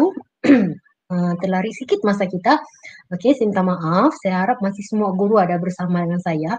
Okey, cikgu, teknik menjawab soalan ini untuk terpakai untuk tingkatan 3 dan juga untuk SPM ya. Okey. Kalau soalan itu begini, tapi Cikgu Asri ada di sana macam segan pula saya mau share ni ya. Cikgu Asri lagi saya tahu periksa duk kertas kan Cikgu Asri. Okey, tapi tak Okey apalah. saja. Boleh. Jadi kalau saya silap Cikgu Asri pun bantu juga ya. Okey. Sama juga tu. Ya, Kita lagi jadi hebat betul. tiada yang hebat ni kongsi je. Okey. Contoh cikgu, kalau soalan begini dia ada bagi Roman 1, Roman 2, cikgu boleh, budak tu boleh jawab beginilah. Dia boleh dapat markah penuh. Okey. Tapi galakkan buat ayat lengkap begini. So nanti cikgu yang mana boleh ayat lengkap, ayat tidak lengkap ni. Kalau bagi saya, ajarlah ayat lengkap yang ringkas, ada subjek, ada predikat. Ciri sistem ahli ialah kabinet bayangan. Ciri sistem ahli, ni kan. Ciri sistem ahli ialah kabinet bayangan. Ciri sistem ahli ialah terdiri daripada 9 orang. Begitu. Ajar dia yang paling mudah begitu. Dari form 1, form 2 sampai form 5 cikgu ya. Okey, dia dapat 1, 2 juga. Kalau soalan tu begini, dia tiada Roman 1, Roman 2. Jangan kasih Roman. Betul juga, tapi setengah markah. Okey, jangan kasih Roman. Maksudnya kalau soalan tu dia tiada sebarang Roman, dia kena jawab begini. Ayat. Dia kena respon.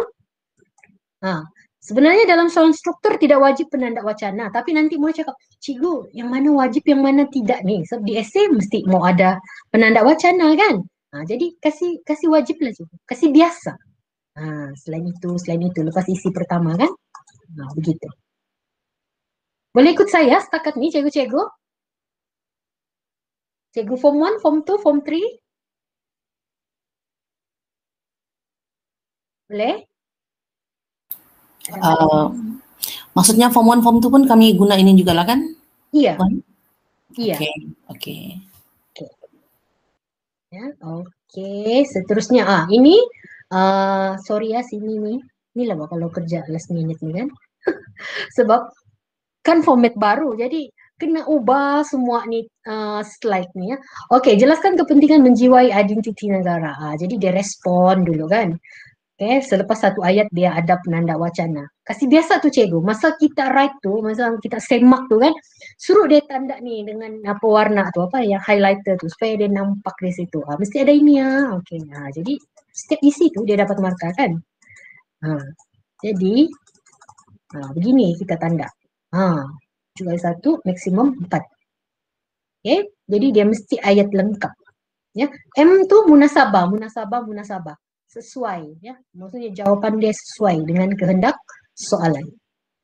Okey, saya teruskan. Itu soalan struktur. Ini okey, sepatutnya mau bagi bengkel konon. Tapi masa ni nanti kepenatan cikgu ya. Ini contoh lah kan. Jadi cikgu di sini dia dapat berapa markah tu? Kalau soalan begini? Siapa mau coba? Berapa markah? Setengah. Senaraikan satu lah. Satu, 3 lah. Okey. Tapi saya bilang itulah, kalau boleh galakkan esei ya. Ini antara isu yang diketengahkan Akbar. Jadi bagilah markah. Ada dia punya penanda wacana, ada dia punya respon kata tugas. 3. Okey. Yang ini okey. peranan yang perlu dimainkan oleh media massa dan elektronik. Peranan. Jadi dia mesti ada fakta, huraian, contoh, inference. Soalan struktur, ditekankan juga inference. Ya, soalan struktur yang kebat tuh ditekankan juga inference. Jadi cikgu biasakanlah. Jadi inference tuh jangan kita berat-beratkan murid. Buat inference. Inference bagilah yang mudah cikgu. Buat kesimpulan, begitu. Sekurang-kurangnya kalau dia tidak boleh, ulaslah balik soalan itu. Tuntasnya media massa dan elektronik mempunyai peranan yang sangat penting. Sebab dia cakap peranan. Jadi peranan yang sangat penting. Begitu. At least ada dia punya inference. Jadi ini satu yang barulah. Kalau sebelum ni hanya soalan esei itu perlu ada inference kan. Kalau ini sekali ini biasakan murid dengan menulis inference juga pada soalan kemahiran berfikir di bahagian soalan struktur. Boleh ya? Ini saya rasa cikgu faham lah di mana markah dia kan. Sebab itu nanti kita yang tentukan berdasar markah peraturan pemakan. Yang penting soalan struktur di bahagian kemahiran berfikir aras tinggi itu galakkan murid bagi inference. Kan galak lah. Kalau saya cakap wajib nanti bahaya juga kata-kata saya tu. Jadi kalau boleh ada lah. Ada. Yang ini esei. Esei dia mesti respon juga kata tugas. Mesti wajib esei ya. Tidak boleh point. Point separuh markah. Mesti ada penanda wacana. Last year dia tidak ditekankan. Kita write saja, klik bagi saja markah. 2019 tiada penanda wacana bagi soalan 11 kan kalau saya tidak silap. Setengah markah. Jadi kita jangan bagi risiko murid. Kita ajar dia cara menjawab soalan yang dia pasti akan dapat markah walau apapun keadaan yang berubah. Jadi maksudnya kalau masa itu penanda wacana wajib, dia ada penanda wacana tidak salah. Kalau penanda wacana tidak wajib pun dia masih boleh dapat markah. Ya, beginilah. Asingkan pelanggan tidak wajib, cuma memudahkan murid. Dia tengok berapa isi dia. Jadi dia ada fakta, huraian contoh, dia ada, dia patuh berapa markah. Sini 6, dia lebih sudahlah. Kalau sejauh mana, macam ni lah. Macam slide-slide saya, perkongsian saya sebelum inilah kan cikgu-cikgu. Dia mesti bagi ranking dulu lah.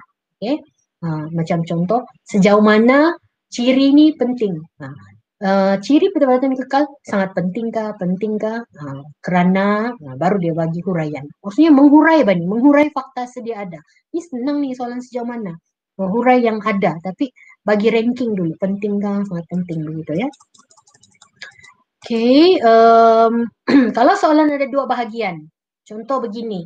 Jelaskan kebaikan keburukan. Mesti seimbang. Tidak boleh 6 isi kebaikan, 2 isi keburukan. Dia akan bagi markah 4 saja untuk kebaikan, maksimum. Jadi kita kena ajar murid kita memahami sebaik-baiknya kehendak soalan.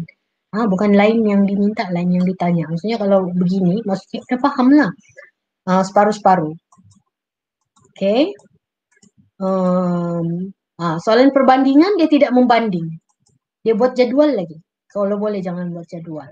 Jadi dia kena banding mesti aspek dulu. Aspek apa? Contoh aspek penglibatan lelaki sahaja, theaters. Manakala di negara kita lelaki dan wanita. Di sini nih dia dapat sudah 3 markah. Dia bagi aspek 1 markah, dia bagi di Athens 1 markah, dia bagi di negara kita. Itu juga kalau macam apa tuh yang adat Temenggung, adat Perpati. Dari segi perkahwinan, adat Temenggung A, adat Perpati B, dapat 3 markah. Jadi dia ada teknik dia menjawab beginilah ya. Sama juga. Sebenarnya kita ni dari segi teknik saya rasa tiada masalah tu. Cuma masalah dia konten lah ya. Ini inference. Maksud saya, yang inference tadi, itulah guna istilah-istilah inilah. Jadi inference ni jangan lupa dia mesti ada di soalan kebat struktur dan soalan kebat esei. Ya, ini yang esei lah. Sama juga macam yang struktur tu. Cuma esei ni 8 markah. 8 markah kan. Di sini. Tengok ini yang soalan fakta lah. Jadi dia bagi fakta tu cukup. Dia jawab soalannya, ayat dia lengkap, ada penanda wacana, semua kan. Ada fakta huraian, dia tiada contoh, tapi dia masih boleh dapat markah yang banyak. Dia cakap, cikgu mesti mau ada fakta huraian contoh kah? Ya mesti, budak pun kalau dia tiada contoh terus dia jadi tertekan. Tapi cikgu kenapa boleh bagi fakta satu huraian tiga contoh satu je? Sebab huraian tu contoh tu tetap memberi contoh dia tu tetap berkaitan dengan huraian tu yang sama. Tapi huraian ni dia boleh jadi berbeza-beza. Okey, macam ni kan? Okey, kalau cikgu tengok. Yang ini tadi semua okey, ayat dia lengkap, ada penanda wacana, respon kata tugas, isi dia cukup. Yang ini perbezaan dia tanya. Jadi macam yang saya katakan tadi lah, mesti ada dia punya aspek. Okey. Terus dapat 4 markah. Fakta, huraian-huraian, contoh. Maksudnya ini dia bagi perbezaan wilayah taklukan, ini wilayah naungan. Okey. Selesai cikgu. Ada persoalan? Atau ada apa-apa mau dibincangkan? Ada yang tak jelas?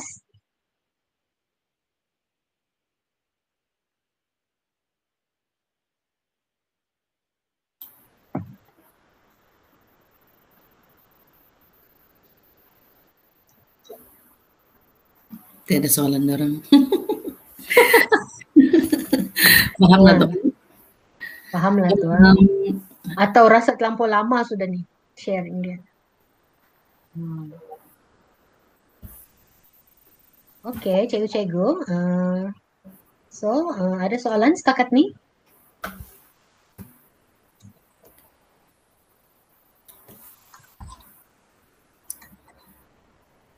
Okey. Cikgu-cikgu ada soalan? Tidak, 3 kali sudah tanya. Jadi kalau cikgu tiada soalan atau mungkin tidak terfikir kan, okey, cikgu boleh SMS saja, mungkin lambat sikit jawab tapi biasanya saya jawab juga tu. Okey, apapun saya harap perkongsian hari ini dapat memberikan cikgu input-input yang baru lah ya. Okey, saya sudah menjelaskan keseluruhan, pentingnya DSKP itu. Jadi dia begini ya cikgu, sebab bila KSSM ni, bila saya buat pendaftaran, ya saya tidak nafikan ramai orang yang rasa macam susah pula ni, saya tertekan pula ni, nanti mau sambut tingkatan 4, tingkatan 5, mau ajar kajian KES. Itu normal cikgu ya, normal. Jadi apa yang penting sebenarnya cikgu punya persiapan. Jadi persiapan dia itulah, faham DSKP itu, okey, faham macam mana dia dibawa kepada RPT, RPH, kajian KES, PDPC dan sebagainya. Jadi kalau kita faham, atau faham secara sikit-sikit hari demi hari, pada satu masa nanti benda ni akan jadi biasa dengan kita. Sebab dulu pun kita KBSM, macam saya masa KBSM, mula mengajarnya mula KBSM. Jadi semua memang benda baru kan, apatah lagi guru baru. Jadi begitulah situasi kita sekarang. Semua orang melalui situasi yang sama. Jadi kita kena positif, supaya benda-benda ni mudah kita terima, mudah kita terapkan dalam kita punya PDPC atau PDPR. Ya, jadi sekian dulu perkongsian saya. Minta maaf terlebih masa pula ni. Jadi saya harapkan semoga cikgu dapat berusaha bekerjasama mencapai seperti apa yang dihasratkan oleh Tuan Pengetua tadi, GP sekian-sekian, 100 lulus, of course dia cakap 100% kan. Jadi semoga semua itu dipermudahkan urusan cikgu ya. Jadi dengan itu saya serahkan balik kepada Cikgu Arhad. Thank you cikgu. Okey, terima kasih Puan Hanita di atas perkongsian tadi. Kami pun minta maaf sebab lambat mula. Jadi nanti kalau guru-guru panitia sejarah ada sebarang persoalan boleh mohon jugalah, boleh tanya dan nanti saya boleh forwardkanlah pertanyaan itu, mana tahu boleh. Okey, so sekian ini sahajalah perkongsian kita pada hari ini. Terima kasih juga untuk semua guru-guru yang terlibat sama pada hari ini dan sanggup meluangkan masa cuti. Satu lagi Cikgu Arhang, saya ada share satu Google Form untuk beri respon tentang perkongsian saya. Saya harap cikgu-cikgu tolong bagi komen lah, ringkas saja komen dia cikgu. Saya sudah bagi Cikgu Arha, jadi nanti Cikgu Arha boleh share di grup panitia cikgu untuk cikgu-cikgu isi. Ringkas saja, jadi saya harap cikgu dapat terus isilah lepas saja perkongsian ini sebagai tanda sokongan kepada saya lah ya. Terima kasih. Oke, boleh insyaallah. Oke, jadi itu sajalah kan Puan, tidak lagi kan? Ya. Oke, bolehlah kita mau bergambar Ya. kan ini? Boleh Bergambar lah, Bah. boleh Ada yang mau buka masak kamera. sudah nih lepas nih. Nggak mau, tidak bajuku Dewi. Ngajak. Lelaki lagi senang tuh pakai jatuh baju. Kalau Alah. perempuan mau bertudung-tudung lagi. Jadi yang lain mau buka kamera, Cikgu Amizul, oke. Bos. Net sialah apa yang ada. Oke, jadi Oke. Oke, terima kasih. Ya, terima kasih juga. Bye-bye. Bye. Bye-bye. Thank you, Dewi. Bye-bye. Bye. Hah? Malas mau jawab bertanya, malas aku manjang-manjang cerita. Tapi bagus kan penerangan dia jelas lah. Kan, Kak? Ya. Iya. Cikgu Mijul Thank you, Dewi. Oke, Bye, bye. Aunty. Bilang bye, Aunty Bye. Dewi. Bye. Yeah.